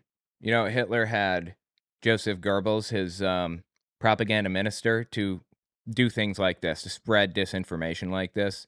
Putin is doing it the exact same way, kind of spreading disinformation and propaganda in the same way. And I cannot believe that Joe Rogan fell for this. So I haven't even given this Ukrainian boxer, an opportunity to speak for himself, because I've been trying to prove what he's saying to be true. But just give him a listen. I'll let him talk. His war was supposed to last 3 days. It has lasted 3 years, thanks to the heroism and sacrifice of us Ukrainians. So you're using the only weapon that Putin really intends to use, propaganda. And this weapon really weakens our democracies. By the way, I don't want people to think that I'm like saying that Putin is Hitler. I don't believe that. They're two very different people with very different strategies, but they are both dictators, and they do both heavily rely, or did rely on propaganda to accomplish their goals. So there are a couple similarities. Putin's Russia wants to destroy Ukraine quietly. They want America to stay quiet, not great, but quiet. A great America is not an America that abandons countries that defend freedom with their lives. 100%. They're defending democracy in Ukraine right now. And they're challenging a historical adversary, and we have an opportunity to replenish our weapons. Seriously, I don't understand why anybody would be opposed to supporting Ukraine in their defensive war. In short, you see, I have quite a few points of difference. If you invite me on your podcast, we could discuss them like free men. Yeah, and I bet he's not going to. I mean, this guy's super famous, apparently. He's exactly the type of person that Rogan would have on usually, because Rogan is, of course, super into like MMA and boxing and things. But is he going to invite him on? I would bet money that he isn't.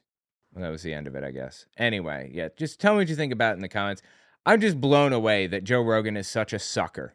The dude is honestly a sucker. He fell for it. I don't think that he's a knowing, I don't think he's a knowing, intentional actor here. Ben Shapiro, absolutely. Charlie Kirk, 100%. Knowing, intentional scumbag, setting out to deceive people because he can make money from it or whatever. Scam artist. I don't think that of Joe Rogan. I think that he's just a useful idiot, as the term goes. Tell me what you think in the comments. Next up, Texas Attorney General Ken Paxton is suing a Christian charity for helping the homeless. Seriously. Now that's how you live by Jesus' teachings. Dude is totally going to heaven for that one. We'll be right back. Don't forget to check out my Patreon. Also, take a look at my website, oamorgan.com. I just finished writing a book titled Was Hitler an Atheist? It talks about religions during the Third Reich and how they work together. Catholics, Jehovah's Witnesses, and Protestants. And I even address the lies told by the evangelical world about Bonhoeffer. It's on Audible and Amazon. This is Ken Paxton here on the right. He's the Attorney General of Texas and about as corrupt as they come. He is suing a Christian ministry that helps homeless people. You cannot make this up. Let me just introduce you to Ken Paxton. Just listen to this clip. This one was from late November 2023. Media Matters is a small media organization. I guess kind of like me, just kind of a small independent media, whatever. They were reporting on Ken Paxton, and he didn't like the fact that they were reporting on him.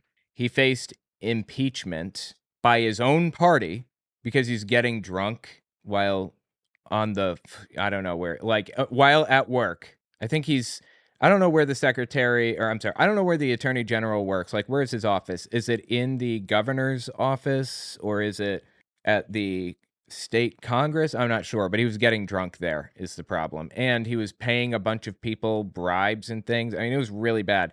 The Republicans in Texas impeached him, and it didn't work because Trump came out in his favor, and there's a massive pressure campaign to save his career, and he was acquitted. And we'll talk about the impeachment in a minute, but after all of that happened, Media Matters is reporting on it, and he says that he's going to punish Media Matters for that. Late November 2023. We were made aware recently of what's going on with Media Matters. As you probably know, it's a fairly liberal, pro-democratic organization, which is fine. No, is it fine? But they are trying to manipulate, it looks like they're trying to manipulate the platform of X, formerly known as Twitter. Really? To make it look like they're racist, and they tried to tie those racist ads that were created to some. I remember this, yes. This was Media Matters pointing out that neo-Nazis are monetized on Twitter, and basically they're like a bunch of ads from like Disney and stuff that are running next to neo-Nazis talking about loving Hitler and stuff. Yeah. That was an advertiser boycott that they kind of led, if you will. The major advertisers on Twitter to hurt their business. Obviously, that affects consumers, and that's what we're looking into as a matter of law. What, people can't point out that neo-Nazis are spreading their nonsense next to Disney advertisements? Disney doesn't have a right to know that? Are you shitting me? He's talking about consumers because the Attorney General is solely focused on protecting consumers from like scams and stuff. You know, there was this scam in the egg industry, Big Egg, believe it or not. I'm dead serious. The eggs in the United States basically all come from like 3 companies, 3 farms. And these farms all made a deal with each other to kill their chickens early and to destroy their eggs to artificially inflate the price of eggs. It was a full-blown economic manipulation scam that they were running. That's the kind of that the Attorney General should be investigating. In fact, I think that that's from Texas. I think that specific thing I'm talking about happened in Texas. I could be wrong on that. Why isn't he looking into that? Why is he investigating a media organization pointing out that neo-Nazis are talking about neo-Nazi stuff while Disney ads are running next to it? Why is he focused on that? That's what we're looking into as a matter of law. Have they violated our fraud laws, and have they violated some laws as it relates to being a nonprofit? So how could they possibly violate laws about nonprofit or fraud laws? What? They're reporting on neo-Nazis on this website, and that's violating fraud laws? Of course it's not. Even Ken Paxton doesn't believe that. It's a scare tactic. You do something that Ken Paxton doesn't like, you come after him, or you come after his friends, he will come after you. So, you know, this is an important measure that you're taking here. It's really not. So is it a civil investigation? That's all that the Attorney General can do, a civil investigation. Prosecutors would have to handle it on a local level if there were going to be prosecutions. And there are federal prosecutions too, but the Attorney General can investigate and fine companies for taking advantage of things or whatever. Is it a criminal investigation? Is it the intent to sue? Walk us through some of the specifics. So right now, it's a civil investigation. I don't have the authorities as Attorney General to do criminal investigations. That would be up to local district attorneys, which I wouldn't even believe that they would even start looking into this. Because it's bullshit. What criminal case could there possibly be for a media company reporting on something? This is insane. Hopefully some of them will. But we're looking at this. He wants that. He wants criminal investigations into just like a newspaper for reporting on something. Looking into this, but hopefully some of them will. But we're looking at the civil side, and we have 2 angles. We have the nonprofit angle, because we're responsible as the Attorney General's office for overseeing charities, not necessarily helping them. We're supposed to make sure that they treat people the way they're supposed to treat them as charities. And second, we have the ability to look at corporations if they commit fraud. It's one of the 4 things that I'm directed by the state constitution to make sure that corporations that commit fraud are held accountable. So right now, we're just at the very beginning stages of looking at both of those issues. No, I love it. And it's about time that we start to, look into these massive organizations. Ken, Media Matters has come after us. I bet Media Matters came after you. Ken, I think you would find this interesting. They came after our show very hard when we were telling our audience to contact members of the Texas legislature. Okay, I don't know what he's talking about, but yeah, that's what the media does. They report on things. Are you shitting me right now? And you want to come after this media arm to attack them or whatever? What happened to freedom of the press? I thought that's what this country is built on. Support of you. Media Matters is writing all these articles about us. They got nothing better to do. So I want to continue on this. They've got nothing better to do than to report the news. You have some other really major announcements, but I want to just kind of close the Media Matters. The Media Matters hit job that they did on X got several major companies to drop ads on X. So theoretically, Ken, if Media Matters indeed created something fraudulently, there are material damages here that... How could they have possibly created something fraudulently? What are you talking about? Could be proven. I mean, X could say, hey, we lost $60 million in ad revenue because of this sort of... They literally showed screenshots of Nazis talking about loving Hitler next to advertisements of somebody. I don't remember who it was. Disney or Netflix, maybe. I don't remember. What is he even talking about? And besides all of that, I don't think that would even be in the purview of the Attorney General. I'm not sure. He's inserting himself where he doesn't belong. Court. Yeah, well, one, we can take away if we find that they violated state law and it's extreme, we can take away their ability to do business in Texas, so they wouldn't be able to operate here. Secondly, another measure was to go after them for any type of damages, and those are damages to consumers, because if they are affecting companies and they are affecting consumers' belief about those companies, obviously there are damages involved, and we have a right as the state of Texas to go after those damages. Absolute joke. So he's as corrupt as they come is the point. Let me just read through this article real fast. This is on the Friendly Atheist website, and I want to talk a little bit about his impeachment if we have a moment. Texas Attorney General Ken Paxton sues Christian ministry that helps the homeless. This is November 29th, 2024. Texas Attorney General Ken Paxton, a wildly cruel and corrupt Christian nationalist who was impeached by House Republicans last year, but kept his job thanks to the more MAGA Senate Republicans, is suing a homeless shelter for operating a taxpayer-funded drug paraphernalia giveaway next to an elementary school. When he says taxpayer-funded, I believe what he means is, just like every other nonprofit organization, they don't have to pay taxes because they provide a public good. In the same way that like churches don't have to pay taxes for the exact same reasons, they're the same schedule in the code and everything.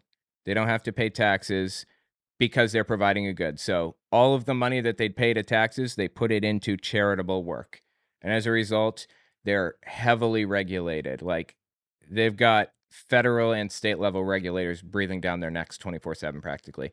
So the point is, that's what he means when he says taxpayer funded. He's not saying that they get all of their money from, like, the government.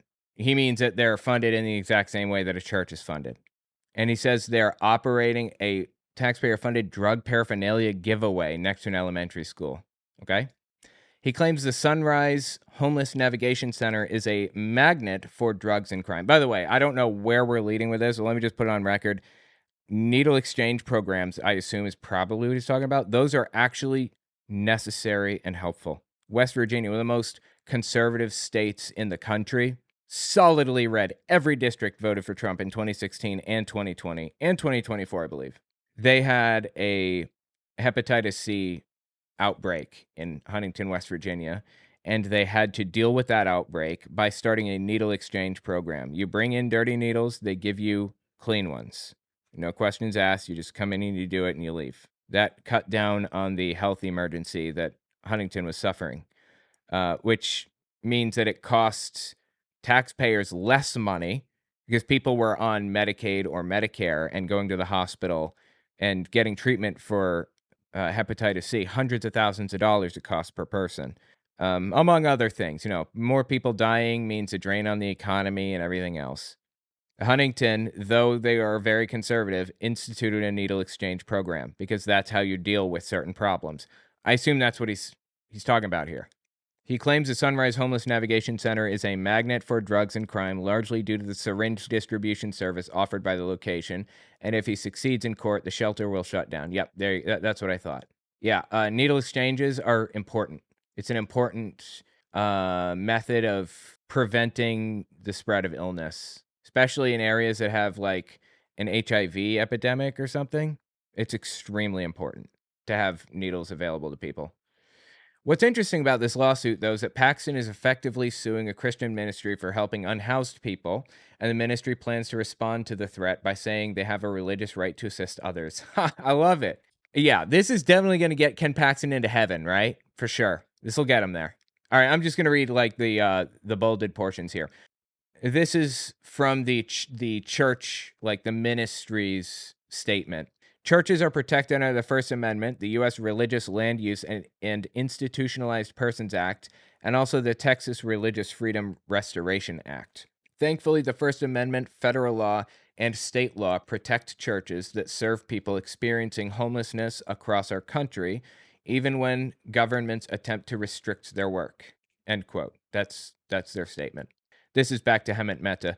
To put all this another way, a Christian nationalist with power is trying to shut down a church's ministry that wants to help the least of these, quote unquote, while inadvertently highlighting a problem that Republicans exacerbated. Yet they made this worse. Republicans always seem to make these problems worse. My grandma, deeply good woman, just one of the best people that I've ever met in my life. She was a left-leaning person. She came from a town that was a sundown town. The KKK ran it. She didn't see a black person until she's like 20-something years old. And despite all of that, she, throughout the 1960s, through the civil rights protests and everything, supported the black community through all of it. Good person, deeply good person. But she still used to say, you don't want to take, or you want to stop taking drugs and just don't bend your elbow. Don't bend your elbow so you can't put it in your mouth, you know? Just keep your elbows straight, you'll be fine. So how the f am I supposed to eat? Anyway, this kind of basic, quote unquote, common sense, bottom of the barrel analysis on drug treatment doesn't lead to solutions. It doesn't help anything or anybody. It gets more people killed. And this is kind of the Republican approach. Again, my grandma, I don't want to like slander her. She's a good person. She's a Democrat and, you know, fought for justice all the way. And if I just sat down and explained it to her, then she would have agreed with me. But this is, you know, Ken Paxton's kind of approach on this is just built on idiocy, ignorance, and bigotry. That's it. To put all this another way, a Christian nationalist with power is trying to shut down a church's ministry that wants to help the least of these while inadvertently highlighting a problem that Republicans exacerbated. The Houston Chronicle points out that Sunrise Community Church is part of the Reformed Church in America, a generally liberal denomination within the Protestant faith. Interesting, Reformed Church. In Germany, for the past few hundred years, there have been two main denominations. There's the Reformed Church and the Lutheran Church. And then there's the United Church, which is where Lutherans and Reformed Church members kind of joined together. Anyway, Reformed Church is the predecessor to Presbyterian. They believe in predestination. Like, you're born to fulfill the role that you were supposed to fulfill. And God has a plan for everybody that's already laid out. And nothing that you do really matters ultimately because it's just going to play out the way that he wanted it to. Anyway, that's kind of the defining feature of Calvinism, of the Reformed Church.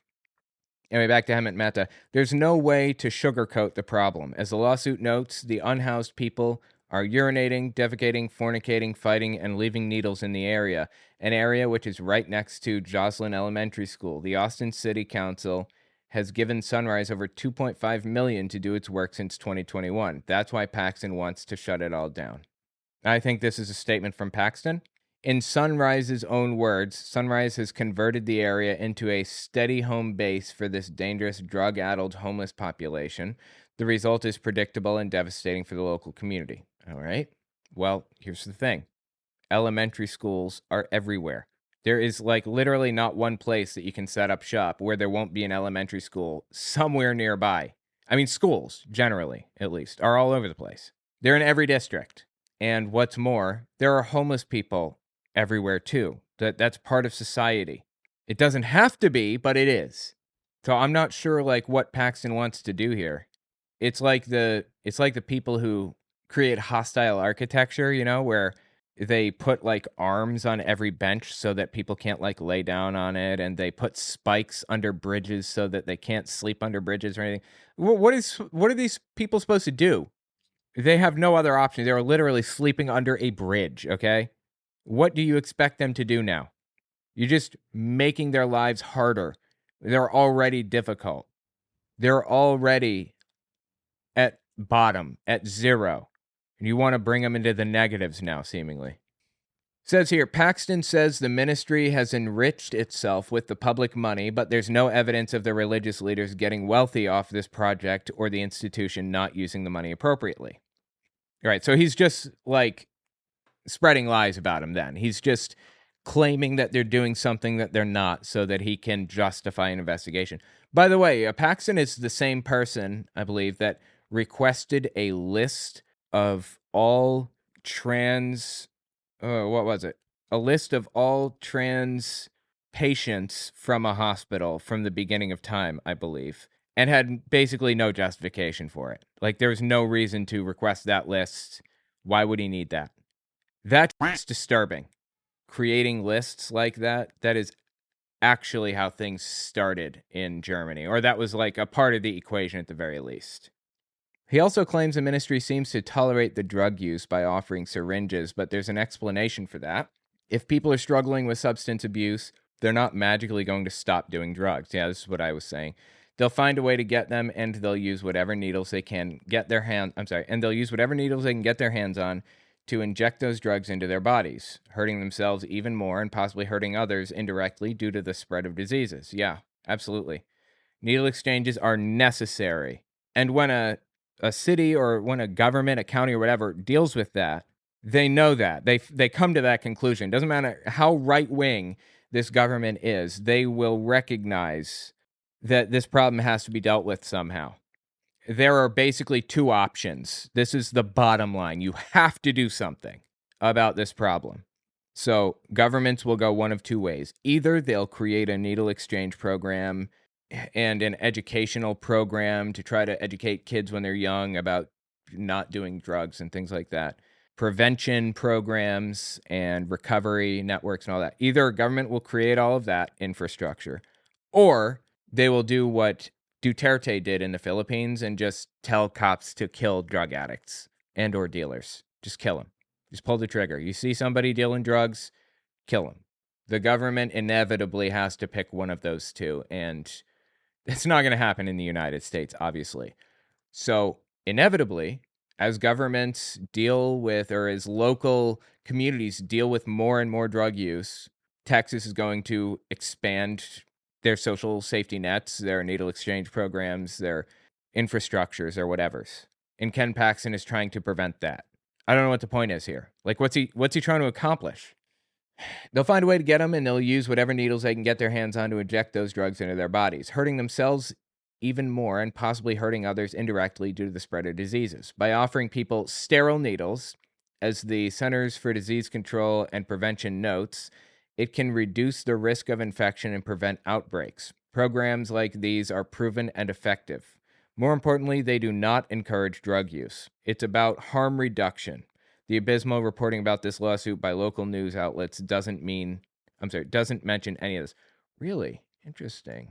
Local news outlets, huh? KView. Texas AG sues South Austin Homeless Center, claims it's fueling crime and endangering kids. Interesting. Huh. Well, I would have to spend more time reading through it, but yeah, I'll trust him and Meta's take on that. This is a key takeaway from the lawsuit. Paxton spends dozens of pages describing all the ways people in the community are disturbed by the people serviced by Sunrise, but he has no plan B to help them out. He wants to shut down the Christian ministry without offering any kind of alternative. The unhoused people aren't going away. They'll just find different places to go, but with even fewer resources than they have right now thanks to Sunrise. Again, these problems permeate all of society. They affect everybody in society, whether you're a drug addict, a drug user, or not. More drug use in a society causes significantly more problems. Higher rate of break-ins, higher amount of disease spreading. You know, there's like an epidemic, like in Huntington, there was the hepatitis C epidemic. These things happen, and you must deal with them as a government. You must. This is literally your job. Rather than helping those victims himself, Paxton wants to punish the people taking on that role. His party is no different. Texas Republicans aren't releasing any policy plan to increase affordable housing or give those unhoused people access to licensed social workers and potential jobs. They just want them to disappear. If they die from lack of help, the Republicans don't care. But the ministry does. That's what they said in the response to the lawsuit. Here's a quote from the response from the ministry. I'm just reading the bolded parts. It's regrettable that the Attorney General Paxton took this route, especially during the week of Thanksgiving, but Sunrise intends to keep offering services to people in our community who need them. As the largest provider of homeless services in Travis County, Sunrise has helped more than 4,275 people move into safe, supportive housing. Sunrise serves thousands of people each year through its digital call center, outreach efforts, housing programs, and in-person services. These critical resources support a diverse population, including many families with young children, who are among the fastest growing segments of Austin's homeless population. Wow, that's rough. That's from Sunrise, the organization, I guess. This is Hemant Mehta. If the Republicans running the state government want to give the city enough funding to open new shelters away from local schools, that'd be one thing. That's not the case here. He wants to shut down this one and let city officials in this relatively blue part of the state figure it out from there. 2 new navigation center locations have been proposed, but there's no timeline for when they'll be up and running. Interesting. The lawsuit will only make the homeless crisis worse as a result of Republican intervention, and Republicans will inevitably blame Democrats when the problem gets worse. Oh yeah, that's the playbook, of course. Yeah, anyway, let me know what you think about it in the comments. That's kind of par for the course with Ken Paxton. He's a moral monster, complete scumbag, corrupt as they come, and willing to do whatever. Do whatever it takes to maintain power, to further his or his political allies' goals, or whatever. He doesn't care. Tell me what you think in the comments. That's all I've got for you. If you like what I do and you want to see me continue to do it, don't forget to check me out on Patreon. I just finished writing a book titled Was Hitler an Atheist? It talks about religions during the Third Reich and how they work together. Catholics, Jehovah's Witnesses, and Protestants. And I even address the lies told by the evangelical world about Bonhoeffer. It's on Audible and Amazon. Okay, thanks for watching, guys.